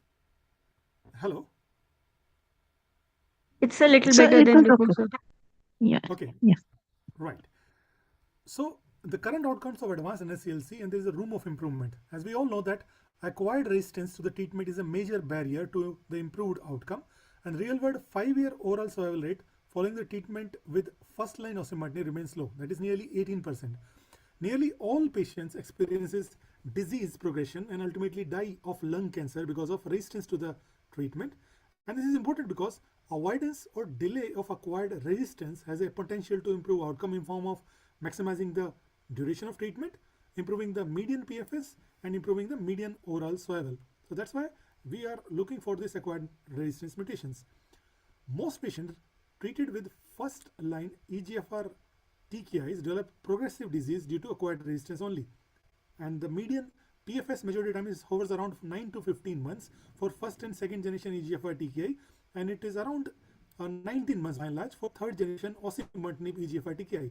Over a period of time, patient will develop acquired resistance, and because of which we require further treatment to answer this problem. So osimertinib, as we all know, it's a current standard of care for those patients for first line metastatic setting of EGFR mutant, and Dr. Aditya Sareen very lucidly highlighted the importance of using osimertinib monotherapy or in combination with chemotherapy, and the outcome of that based on the multiple trials which he presented. So median PFS of osimertinib is 18.9 months by and large, and the intracranial median PFS was 15.2 months, and median overall survival with monotherapy from osimertinib is hovering around 38.6 months. Although osimertinib is effective in this patient group, tumors eventually become resistant and disease progression occurs over a period of time. The acquired resistance to osimertinib is highly heterogeneous. Among known resistance pathways, the progression on the first line osimertinib is most frequently driven by EGFR or MET dependent resistance mechanism. So by and large, the most important resistance mechanism which we have seen in our practice also is a MET amplification, which is seen merely 15% of the patient, and cell cycle is 10%, and MAP PIK3CA is 13.14%. So on target secondary EGFR mutation also are very common. MET amplification was the most common resistance mechanism for osimertinib early progression, although we can have other mutation like EGFR C797S mutation, the BRAF, V600D mutation or fusions. We can have CCNE1, PIK3CA, and we can histology transformation also are possible. EGFR C797S required resistance mutation emerges as a most common mechanism normally after 12 months of treatment with osimertinib. Osimertinib plus chemotherapy, the resistance mechanism as seen in the plasma also. So acquired resistance mechanisms are broadly similar between both osimertinib plus chemotherapy and osimertinib monotherapy treatment arms with no novel resistance mechanism identified. Fewer patients had greater than equal to one pre-existing or acquired resistance alterations with osimertinib plus chemotherapy, that is 40%, vis-a-vis osimertinib monotherapy in which it is 40%. Overcoming resistance mechanisms, so we can have on-target inhibition, off-target inhibition, combined on and off-target inhibition, and targeting tumor-associated antigens. So testing this resistance mechanism and assessing the possible therapeutic options available upon the progression is critical to define the optimal management approaches for these patients. So we are having multiple drug combinations in form of amivantamab plus chemotherapy as assessed by Mariposa 2 trial. We are having osimertinib plus tepotinib for those patients who are having combined on and off target inhibitions, or salvotinib plus osimertinib also is a viable option. Then we are having a targeting tumor associated antigens in form of HER3 ADC, MET ADC, and TROP2 ADC. So patritumumab deruxtecan is a HER3 ADC antibody drug conjugate. MET is telisotuzumab vedotin, and for TROP2 ADC is depatopotamab deruxtecan. That also is a drug which is also a potential target for this. Platinum-based chemotherapy is the current standard of care upon progression. So platinum-based chemotherapy, current second-line standard of care, demonstrated a limited clinical benefit in this patient group. So objective response rate of around 27%, median PFS of 5.5 months, and median OS of hovering around 14.7 months. Amivantamab addresses several problems of resistance in common EGFR mutant advanced NSCLC, and extracellular binding to the EGFR blocks ligand binding and prevents activation of intercellular cascades downstream, bypassing EGFR dependent resistance mechanisms. Extracellular binding to MET blocks the ligand binding and prevents the activation of the intercellular cascades by downstream pathways. And there are three distinct cellular mechanisms of action which achieves the broad spectrum activity against the tumor, which can be highly heterogeneous. So most important thing which you have to remember that it counters the compensatory mechanism dependent on the crosstalk between the EGFR MET by binding to both the targets. It has been proposed that amivantamab in combination with chemotherapy could improve outcomes in intracranial metastasis versus chemotherapy alone. So this is the unmet need, and amivantamab addresses these several problems of resistance in common EGFR mutant with advanced NSCLC. The key takeaways which you have to remember that greater than or equal to 2 lines common EGFR mutant NSCLC, it overcoming the resistance constitutes a major unmet need. NGS testing should be encouraged and should be performed upon progression.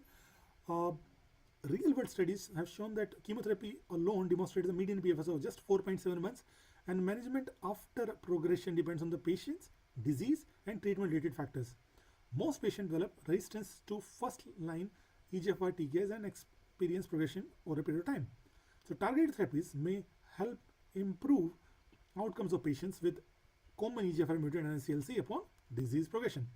The most important thing I want to highlight is right now we are having a Mariposa 2 trial which was presented in ESMO Congress in Madrid 2023 by Antonio Pesario, in which amivantamab plus chemotherapy with or without lazertinib was compared with chemotherapy in EGFR mutated advanced NSCLC after progression on osimertinib. Mariposa 2 is a phase 3 global randomized controlled trial. So key eligibility criteria of this trial was locally advanced or metastatic NSCLC who are having a documented EGFR exon 19 deletion or L858R mutation, who have progressed on or after osimertinib monotherapy or as a most recent line, or in excellent performance status. Remember that performance status 0 and 1 only were taken into consideration, and patients with stable brain metastasis were allowed. In addition, definitive therapy was not required or untreated. They were stratified based on osimertinib, first or second line, the ethnicity, and the presence of or absence of brain metastasis. The serial brain MRIs were required for all the patients, and it is 2:2:1 randomization in which 3 arms were there. In 657 patients which were enrolled, amivantamab, lazertinib, chemotherapy, that is the quadruplet arm, chemotherapy alone arm, and the amivantamab plus chemotherapy alone arm. Remember that the dose of amivantamab was 1400 mg for first 4 weeks, and then it was 1750 mg Q3 weekly starting from the cycle 3 or week 7. Lazertinib, when used in one of the arm, was 240 milligram daily, starting from after the completion of carboplatin. Remember that it was started after completion of carboplatin. And the standard of care chemotherapy was used as pemetrexed and carboplatin. So dual primary endpoint of this trial was PFS by blind independent central review as per IS 1.1 criteria, and amivantamab lazertinib chemotherapy was compared with chemotherapy, and amivantamab chemotherapy was compared with chemotherapy. The key secondary endpoints were objective response rate, duration of response, overall survival, intracranial PFS, the time to subsequent therapy, PFS after first subsequent therapy, that is PFS2, symptomatic PFS, and safety. So remember that Mariposa 2, like Mariposa, is a unique RCT requiring brain imaging in all the patients. So demographic and baseline characteristics were well balanced between these arms, and the most highlight feature of this trial is a significant number of patients had brain metastasis at baseline. So nearly, you can see 44% of the patients were having brain metastasis in amivantamab plus chemotherapy arm, and chemotherapy alone arm also was 46%. The first and only regimen with the benefit of significant PFS was demonstrated. There is a statistically significant 52% reduction in the risk of progression or death as compared to platinum-based chemotherapy alone.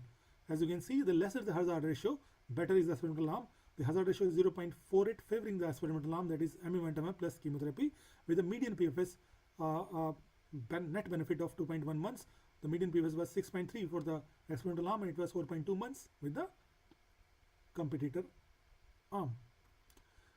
The considered PFS benefit of amivantamab was across all subgroup. So what came out from this forest plot is that all the dots are on right side of line of unity, whether the patient is having a EGFR exon 19 or 21, whether osimertinib was used in first line or second line, whether brain metastasis was present or not, whether the patient is a smoker or not, whatever the weight or performance status is there, whatever the ethnicity, patients have got benefit. So all subgroups favored amivantamab chemotherapy combination, and consistent results indicate that no single subgroup drove the overall survival results. PFS among the Asian patient, if you see, there is a significant 46% reduction in the risk of progression or death, which is considered with the overall findings. The hazard ratio, again, it was 0.54, favoring the amivantamab plus chemotherapy arm, and this was presented at the median follow-up of 9.5 months. Efficacy is consistent among Asian patient population with the similar PFS as overall population support the robustness of our findings.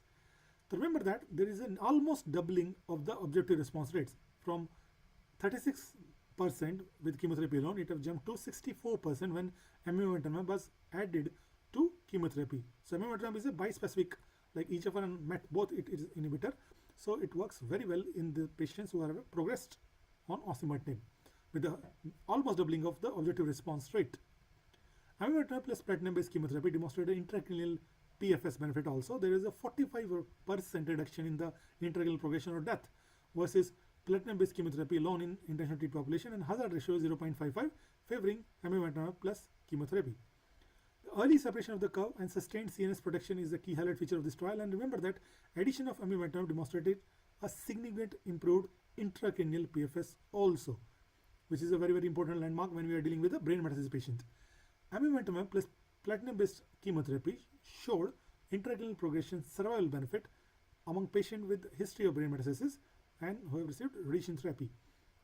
As you can see, at 6 months it's 70% with 52% with the competitor arm. It is 53% and 26% at 1 year. So this intracranial PFS is not evaluable as compared to 6.3 months with chemotherapy alone, and hazard ratio is 0.36, favoring amivantamab plus chemotherapy.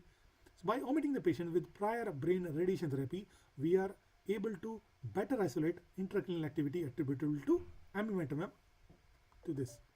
So remember, and please focus on that there is the early separation and sustained CNS protection. when we are using amivantamab plus platinum-based chemotherapy. So it demonstrated a favorable trend towards the overall survival. Although overall survival is not yet mature, but it is a trend toward overall survival benefit as compared to platinum-based chemotherapy. At the time of data cutoff, the median follow-up of the study was 8.7 months, and the hazard ratio was 0.77, favoring amivantamab plus chemotherapy. But even then, the overall survival is not yet mature enough as far as this trial is concerned. Although the latest news which have come is it is showing a maturity. Early OS curves showed an initial separation and stay separated as the time passes. Amivantamab plus platinum-based chemotherapy demonstrated a progression-free survival after first subsequent therapy versus platinum-based chemotherapy alone, that is PFS2, 40% reduction in the risk of progression or death with first subsequent therapy versus chemotherapy alone. So it has shown a median PFS2 of 13.9 months vis-a-vis 11.3 months with chemotherapy alone, with the hazard ratio of 0.60. That means 40% reduction in the risk of progression or death with first subsequent therapy versus chemotherapy alone. What about adverse events? So remember that the median treatment duration was longer for amivantamab plus chemotherapy versus chemotherapy alone, and amivantamab chemotherapy had a higher rates of greater than or equal to 3 grade 3 adverse events, and a dose modification was required for all these patients, and adverse events leading to death was low. Discontinuation for all the ages due to the treatment related adverse events was just 2% and 8% for the competitor arm. The safety profile, if you see, the most important side effect which we have encountered is attributed to the EGFR and MET inhibition, that is neutropenia, thrombocytopenia, almost occurred in the first cycle, and although the low rate of viral neutropenia is there, low risk of grade 3, grade 4 bleeding, although venous thromboembolism is a peculiar feature, but there is no grade 5 events, and incidence of ILD also was low, both the arms, that is less than 3%. So amivantamab chemotherapy has high rates of neutropenia and thrombocytopenia. However, these occurred early and were not treatment limiting, and rates of discontinuation due to venous thromboembolism were quite low. Hematological toxicity was there because of the chemotherapy and amivantamab combination, but it is highest in the first cycle and decreases over a period of time, and similar between the both after cycle 2. So highest during to summarize, the median PFS is 42% reduction in the risk of progression or death, 6.3 versus 4.2, with hazard ratio 0.48, and prolonged PFS, that is 13.9 vis-a-vis of 11.3. Objective response rates were 64 vis-a-vis 36%, and adverse events profile was consistent with the treatment components. So it bispecific inhibitor. It's amivantamab is the first and only approved EGFR MET bispecific antibody with a 3 triple mechanism of action, blocks extracellular domains of EGFR and MET, degrades the receptors, and activates the immune response by antibody drug ADCC, antibody dependent cell mediated cytotoxicity. Also it works. So amivantamab plus chemotherapy have shown that it should be used along with a chemotherapy like pamidixide and carboplatin for non-squamous. If not previously used, amivantamab can be used. So remember that by the ESMO living guidelines of 2025 NSCLC, so those patients who are having a stage 4 metastatic NSCLC with EGFR activating mutation progressing after a third generation TKI, mandatory, preferably tissue along with liquid biopsy if you can do. If the resistance mechanism is identified, if the clinical trial is available, refer to that. If there is a systemic progression, amivantamab chemotherapy can be used. Although ABCP was also an option before amivantamab plus chemotherapy, but remember that amivantamab plus chemotherapy is based on the phase trial, but ABCP regimen, that is adizolizumab, bevacizumab, and paclitaxel, is based on a post-hoc analysis. So if there is no resistance mechanism identified, amivantamab plus chemotherapy should be used, and patients should be encouraged to undergo this treatment. The adverse event mitigation strategies, skipper study and COCON study, we are all aware of that. So skipper studies demonstrated that we should use dexamethasone prophylactically to reduce the immune related reactions which are going to happen in almost all the patients. So remember that the 8 mg dexa to be used 2 days before, 1 day before, and 1 hour before the treatment of schedule IV amivantamab. Adequate oral hydration is encouraged throughout the prophylaxis period, and by dexamethasone prophylactically, it have reduced the amivantamab IRRs by 22.5%. So there is a threefold reduction in the amivantamab infusion related reactions when we are using dexamethasone 2 days before, 1 hour before, and 1 day before. Skipper study incidence of adverse events were managed, and dermatological manifestations start at different times after initiating EGFR targeted therapies. Initially, the acneiform rash is there, the pruritus, the post-inflammatory effects can happen over a period of time. As the time passes, around 5 to 6 weeks, the dry skin, fissure, and paronychia develops nearly 8 weeks onwards. After 2 months only, you will see, and it is more profound when we are using it for longer duration. Robust evidence supports the use of tetracyclines in the prevention of dermatological adverse events with EGFR inhibitors. So, the moderate to severe toxicities can be reduced to nearly 2/3 if you are using the drug by name prophylactic antibiotic, that is tetracyclines. Cocoon study, minocyclines, doxycyclines can be used, clindamycin lotions, moisturizers, chlorhexidine 4% solution. It provides systemic protection, scalp protection by clindamycin, the body and face hydration by moisturizers, and paronychia prevention by chlorhexidine 4% solution. So, over a period of time, twice daily should be used for minocycline and doxycyclines, and all other agents can be used once a day. It occurs more often from 0 day to 84 day, and moisturizer and chlorhexidine should be encouraged earlier only. So, this is the way by which this Cocoon study, by which these agents can be helpful for our patient to prevent the dermatological side effect which can happen. So, it is widely available, easy to use, inexpensive agents for prevention of dermatological toxicities when we are expecting or when we are using amivantamab. So, it have reduced the side effects. The Cocoon dermatological management reduce grade 2 or more dermatological events by 50% as compared to not giving anything else together. Though this consistent reduction of greater than equal to 2 dermatological events are observed across all subgroups, and at first 12 weeks, substantial reduction in the dermatological events were observed on different body locations with Cocoon study as compared to standard of care dermatological management, and there is a 70% reduction in the scalp side effects. So remember that Cocoon study, I have shown that prophylactic Cocoon dermatological management regimen with widely available and easy to use agents significantly reduce the incidence of severity and dermatological adverse events with amivantamab plus lazertinib. So early onset adverse events can be reduced by using simple and accessible preventive approaches by skipper, Cocoon, and prophylactic anticoagulation. Snapshots of recommendation based on skipper and Cocoon studies prevents adverse events prophylactically. So 2 days before, 1 day before, and 1 hour before, dexamethasone twice daily should be used. In this fashion, we can reduce the side effects which are IRRs, and by using VTE prophylaxis, oral anticoagulants by NCCN and local guidelines by Paloma 2 or Paloma 3 studies, this also should be started at the beginning of amivantamab. Dermatological prophylactic regimens, Cocoon regimen, if you're using antibiotic, the nail greasing agents, the long-acting skin hydration, all is very much beneficial to the patients. So remember that the fight is at molecular level now. The more we know, the more we realize how much we don't know. In advanced setting, when the patients are on palliative treatment, the ultimate dictum which all of us should follow is cure sometimes, treat often, and comfort always. So remember that it's not the drug or combination of drugs which matters in oncology, which conquers cancers. It's actually the correct sequencing of the treatment modalities, the patient's willingness to fight against the disease, and the knowledge of the treating doctor, which ultimately conquers cancer. Thank you very much. And over to organizers, please. Thank you, Thank you so Dr. much, sir, Nagin. for such a lucid talk. In the interest of time, we'll move forward with the next talk. Thank you so much, sir. Thank you, sir. Our next topic is transforming tomorrow, breaking barriers in management of extensive stage SCLC, and it is my honor to invite Dr. A.P. Dubey, Senior Consultant and Unit Head, Medical Oncology and Hemato-Oncology, Metro Hospital and Cancer Institute, Delhi. Welcome, sir.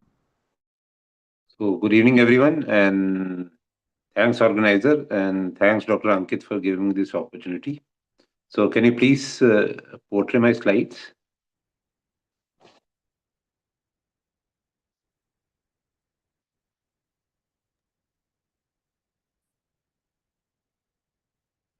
Can you please share my slides? Yes, sir. Just give us a minute. Okay, thank you.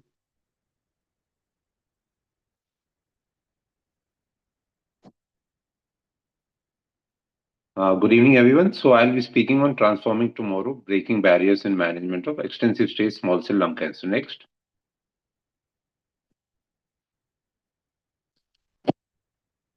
Next.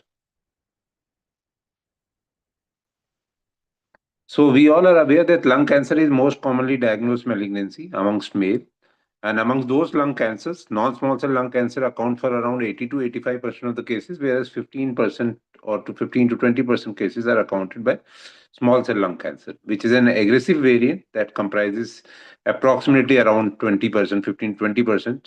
And most of the patients, more than 65% of the patients, when they present, they have extensive stage disease. Extensive stage means which a curative intent of treatment cannot be applied or offered to them. And small cell lung cancer always is most often diagnosed at an advanced stage where curative intent treatment could not be done, and hence the prolongation of overall survival and maintain the quality of life remains paramount. Metastasis to brain and elsewhere is common in small cell lung cancer and occurs upfront, and cumulative incidence at the end of around 2 years is more than 50%. Extensive stage small cell lung cancer, as it is an advanced disease, it is not surgically amenable, and thus the treatment aims remains uh, improved overall survival with maintaining quality of life. Next. So, what do we mean by extensive stage small cell lung cancer? So, it is a veteran group of classification which classifies or small cell lung cancer into extensive stage, where the disease cannot be encompassed in one safe radiation field, whereas limited stage where the disease can be encompassed in a safe radiation field. Most of the cases are being diagnosed at the stage of extensive stage. Next. Next. So, small cell lung cancer is known to be chemosensitive and radiosensitive. And the chemotherapy, till recent times, chemotherapy was the standard of care with platinum and etoposide. Most of the patient actually respond to chemotherapy, but generally, most of the patient even relapse after an initial response, and complete remission is possible only in 15 to 20% of the patient. Next. What is which is recently changed in advances in the treatment or treatment armamentarium of extensive stage small cell cancer is introduction of immunotherapy. At least two anti-PD-L1 drugs have been introduced, and which has improved the outcomes in patient with extensive stage small cell lung cancer significantly. These are atezolizumab and durvalumab, along with combination chemotherapy. Next. So immunotherapy have been now considered as in conjunction with chemotherapy as first line treatment in extensive stage small cell lung cancer, and two PD-L1 inhibitor. As I said, that durvalumab and atezolizumab have been approved in this sitting because they have improved the outcome significantly. Next. So these are the two regimens, durvalumab plus chemotherapy or atezolizumab plus chemotherapy. They both have been approved by various guidelines and based on Caspian trial for durvalumab plus chemo and IMPAR trial for atezo plus chemo. Next. Next. So why we are adding immunotherapy to chemotherapy, whereas the cancer was initially radiosensitive? So killing of tumor cells with chemotherapy will result in increased expression or release of new antigens, which should activate cytotoxic T cells. But due to PD-1, PD-L1 interaction, the cytotoxic T cells are exhausted and are downregulated.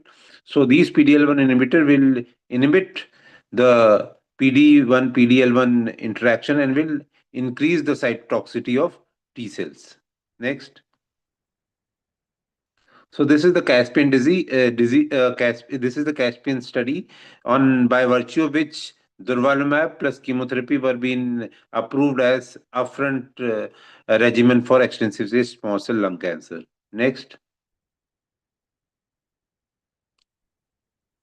So this has either patient were been randomized to durvalumab plus chemo up to 4 cycles, followed by durvalumab maintenance, or chemo alone up to 6 cycles, followed by optional PCI.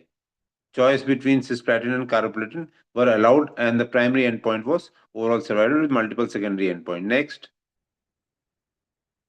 So this was a positive study, as it actually uh, achieved its primary endpoint. You can very clearly see that after initial hugging of the survival curves, there are persistent separation of the survival curves, and the tail ends remained separated even at the end of around 42 months, with the median overall survival with Durva plus chemotherapy 12.9 months versus 10.5 in the EP arm, with a hazard ratio of 0.71.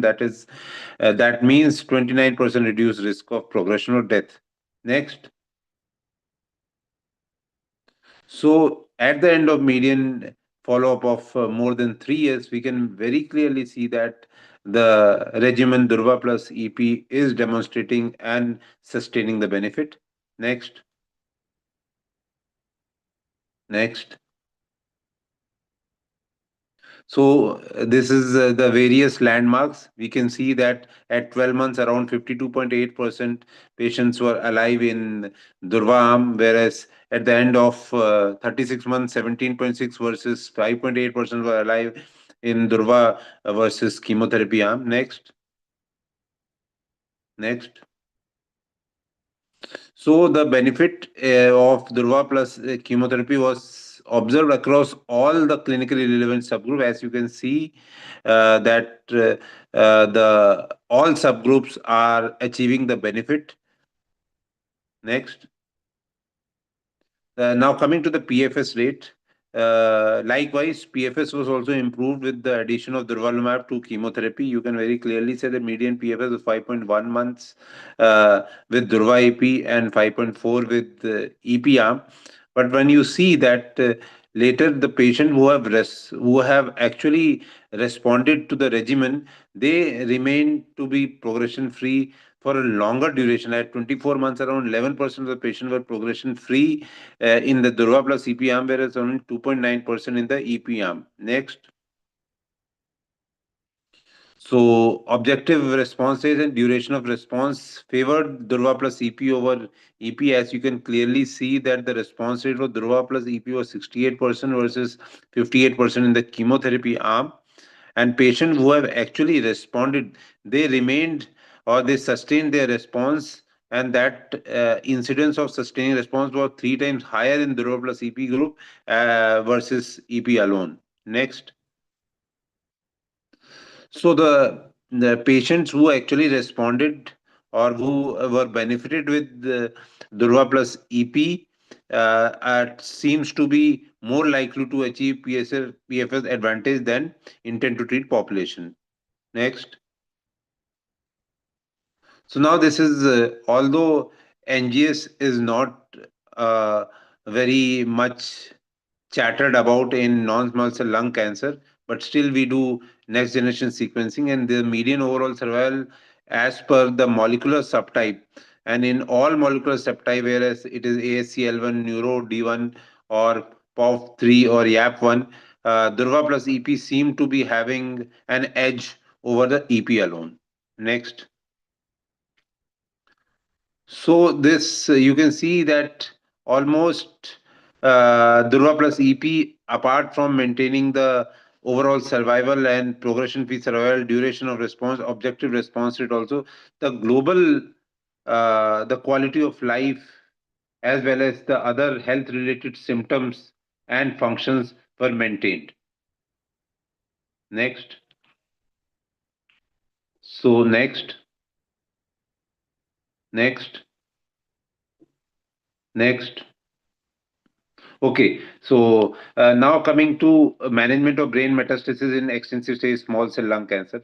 As we all are very much aware that brain is one of the most commonly site of metastasis in patients with lung cancer, and amongst in small cell lung cancer, around 20 to 30% of the patients will present upfront with brain metastasis, but this incidence, the cumulative incidence, crosses 50% over 2 years of time.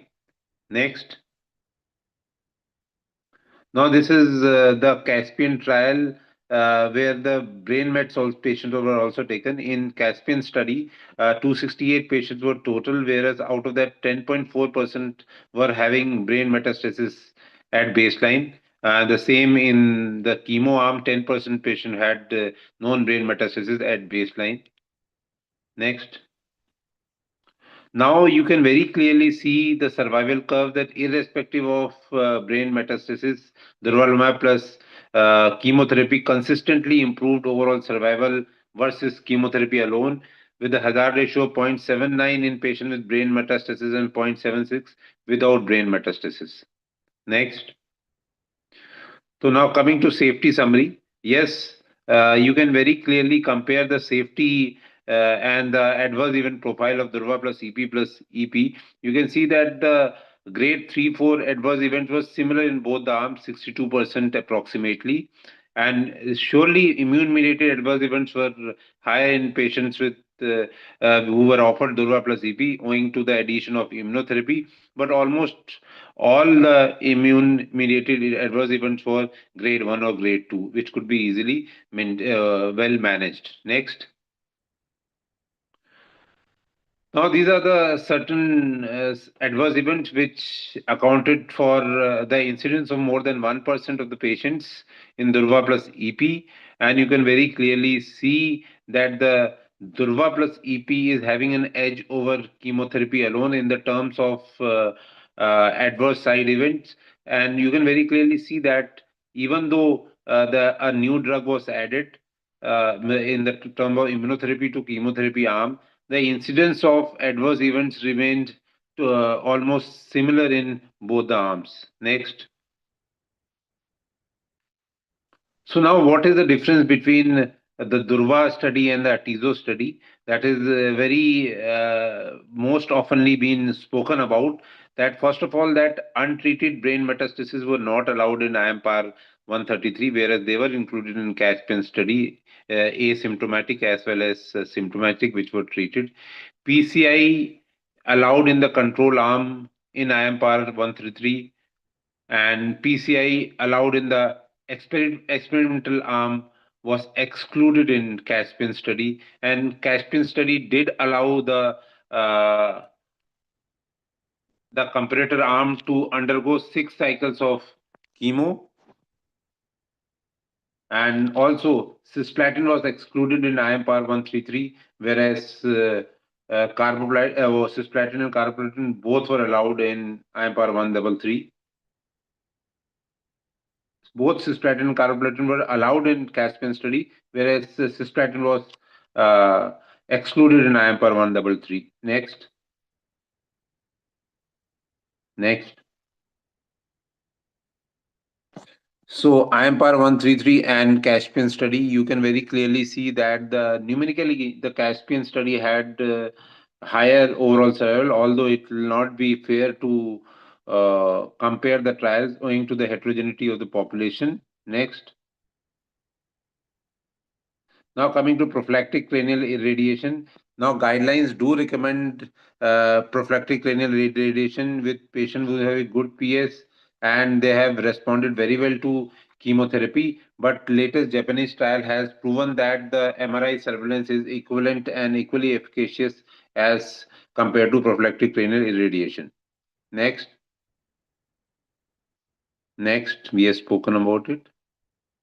Now, standard of care in extensive stage small cell lung cancer summary. Now, we know that lung cancer is most commonly diagnosed malignancy amongst male, and small cell lung cancer accounts for around 15 to 20% of the cases, and they are quite aggressive cancers. And patients treated with previous standard of care chemotherapy, even though they respond initially, but they have outcomes.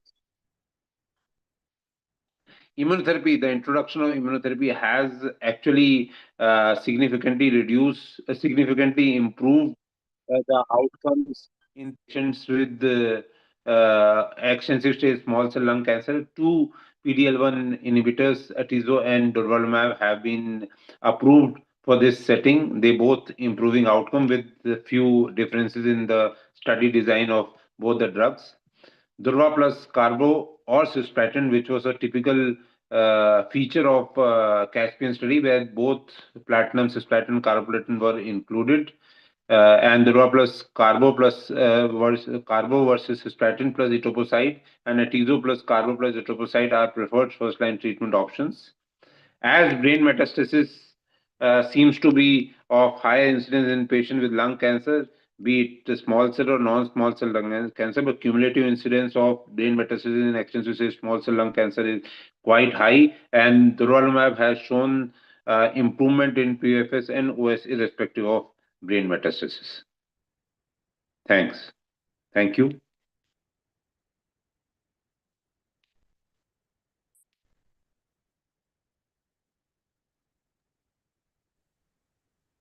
Thank you, Dr. A.P. Dubey. For the final scientific session of today, I would like to welcome Dr. Ronu Sharma, Consultant Medical Oncology, Max Super Speciality Hospital, to shed some light on the changing treatment landscape in stage 3 unresectable NSCLC, a medical oncologist perspective. Welcome, ma'am. Hi, this evening. I just wanted to share my slide. I have sent you a request to allow me to share my slides.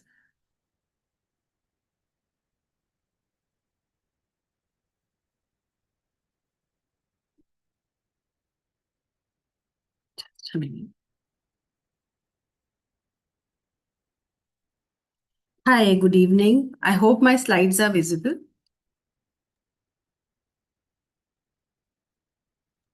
Yes, ma'am. Yes, Dr. Sharma, it's visible. Hi, good evening. So today I'll be discussing the evolving treatment landscape of unresectable stage 3 NSCLC from a medical oncologist perspective. This is particularly important area because we know that stage 3 represents a biologically complex and a clinically heterogeneous population where the outcomes have historically been suboptimal.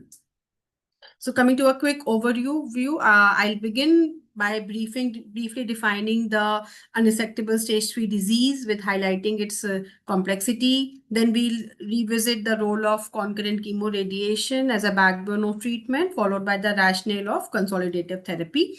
I'll review the key evidence from the Pacific trial, which reshaped the post-CTRT strategies. And finally, we'll discuss the LAURA trial, which introduces the biomarker-driven consolidation with osimertinib. So quickly, let's come to stage 3 disease. We know that stage 3 NSCLC encompasses stage 3A to stage 3 defined by the varying combinations of the primary tumor size and the local regional lymph node involvement.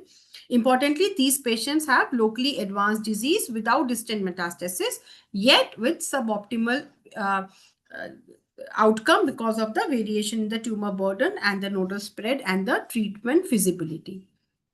So around 20 to 30% of the patients, they fall into stage 3 category at the time of presentation. And this group is considered as locally advanced, regional rather than metastatic, but it is a highly heterogeneous group. So unresectability, it may arise from the extensive nodal disease, tumor invasion of the critical structures, or because of the patient-related factors like comorbidities or poor pulmonary reserve. These factors, they underscore the need of multimodality, non-surgical approaches. Coming to the current standard of care. So historically, definitive chemoradiation has been the cornerstone of treatment for unresectable stage 3 NSCLC. Despite aggressive local therapy, the long-term outcomes remained disappointing, largely due to the high rate of local and distant relapses. So concurrent chemoradiation is preferred in fit patients because it improves the survival compared to the sequential approach, albeit with increased toxicity. So sequential chemoradiation, it remains an option for patients who are not the candidates for concurrent therapy. So major international guidelines, they also recommend the definitive CTRT for unresectable stage 3 disease. And the goal here is curative intent, provided the patient can tolerate such therapy. So given the high risk of progression after chemoradiations, consolidation strategies have been explored to improve the long-term outcomes. So multiple consolidation trials have been conducted before the immunotherapy era, and they did not improve significantly the overall survival. And this highlights the major unmet need following the definitive CTRT. Then came the Pacific trial, which marked the paradigm shift by demonstrating that consolidative immunotherapy with durvalumab significantly improves the outcome after chemoradiation. So in the Pacific trial, unresectable stage 3 NSCLC patients were enrolled who had not progressed after at least 2 cycles of concurrent chemoradiation. The patients were randomized 2:1 to receive durvalumab or placebo for up to 12 months with progression-free and overall survival as co-primary endpoints. So durvalumab demonstrated a statistically significant and clinically meaningful overall survival benefit with the hazard ratio of 0.72.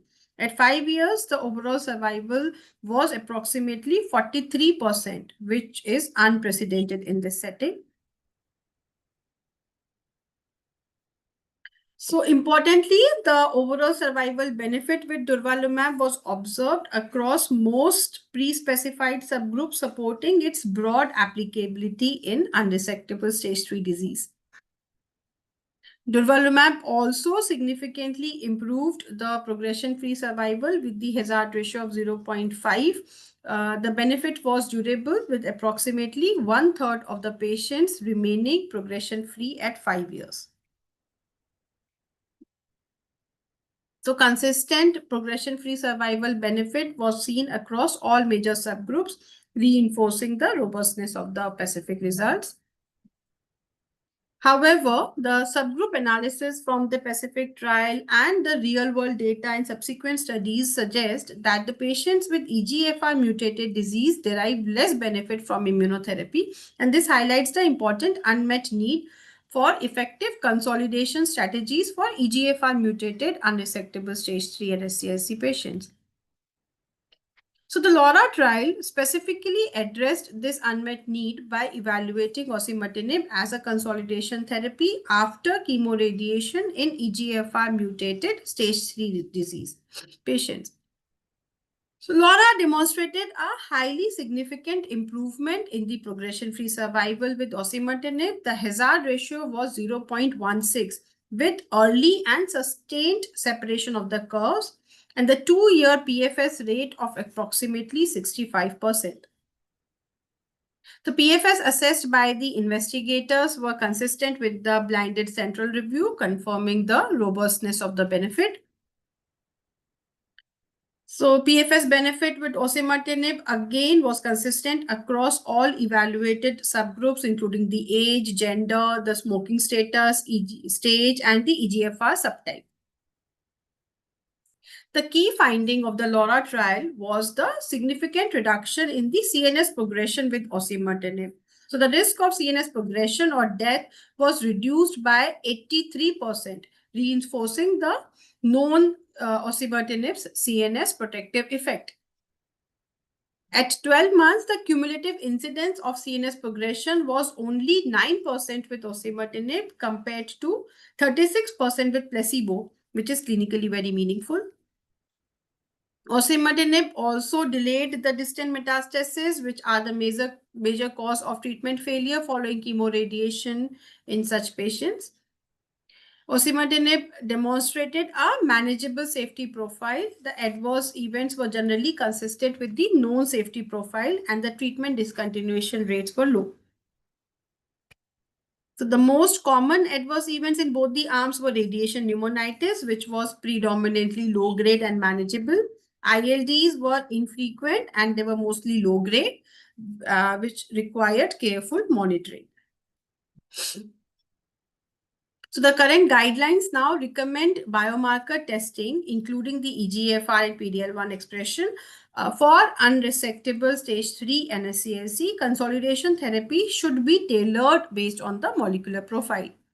So as per NCCN, for patients without disease progression after chemoradiation, consolidation with durvalumab is recommended for most patients. For patients with EGFR exon 19 deletion or L858R mutation, consolidation with osimertinib is now an evidence-based option. So to summarize, the unresectable stage 3 NSCLC is a complex and heterogeneous disease. The chemoradiation remains the foundation of the treatment. Consolidation therapy has now transformed the outcomes with durvalumab for the general population and osimertinib for EGFR mutated patients. And the biomarker-driven consolidation is now central to optimizing the long-term outcomes. With this, I'll end my slide here. I'll thank you for your patient listening. Thank you so much, ma'am. Indeed, we are evolving, and now we have a biomarker-driven consolidation, which is giving more benefit to our patients. Just to be wary of how to select the patient and provide the best benefit in terms of whether they are EGFR, ALK, or no other targetable mutation than the benefit of immunotherapy. So thank you so much. So with Thank you, this, Dr. we come to an end of our day 2 session on lung cancer. And I thank everyone for taking out time in the evening and being a part of this and contributing to this. Also, I thank all the academic partners for sponsoring the sessions. And thank you, everyone. Good night.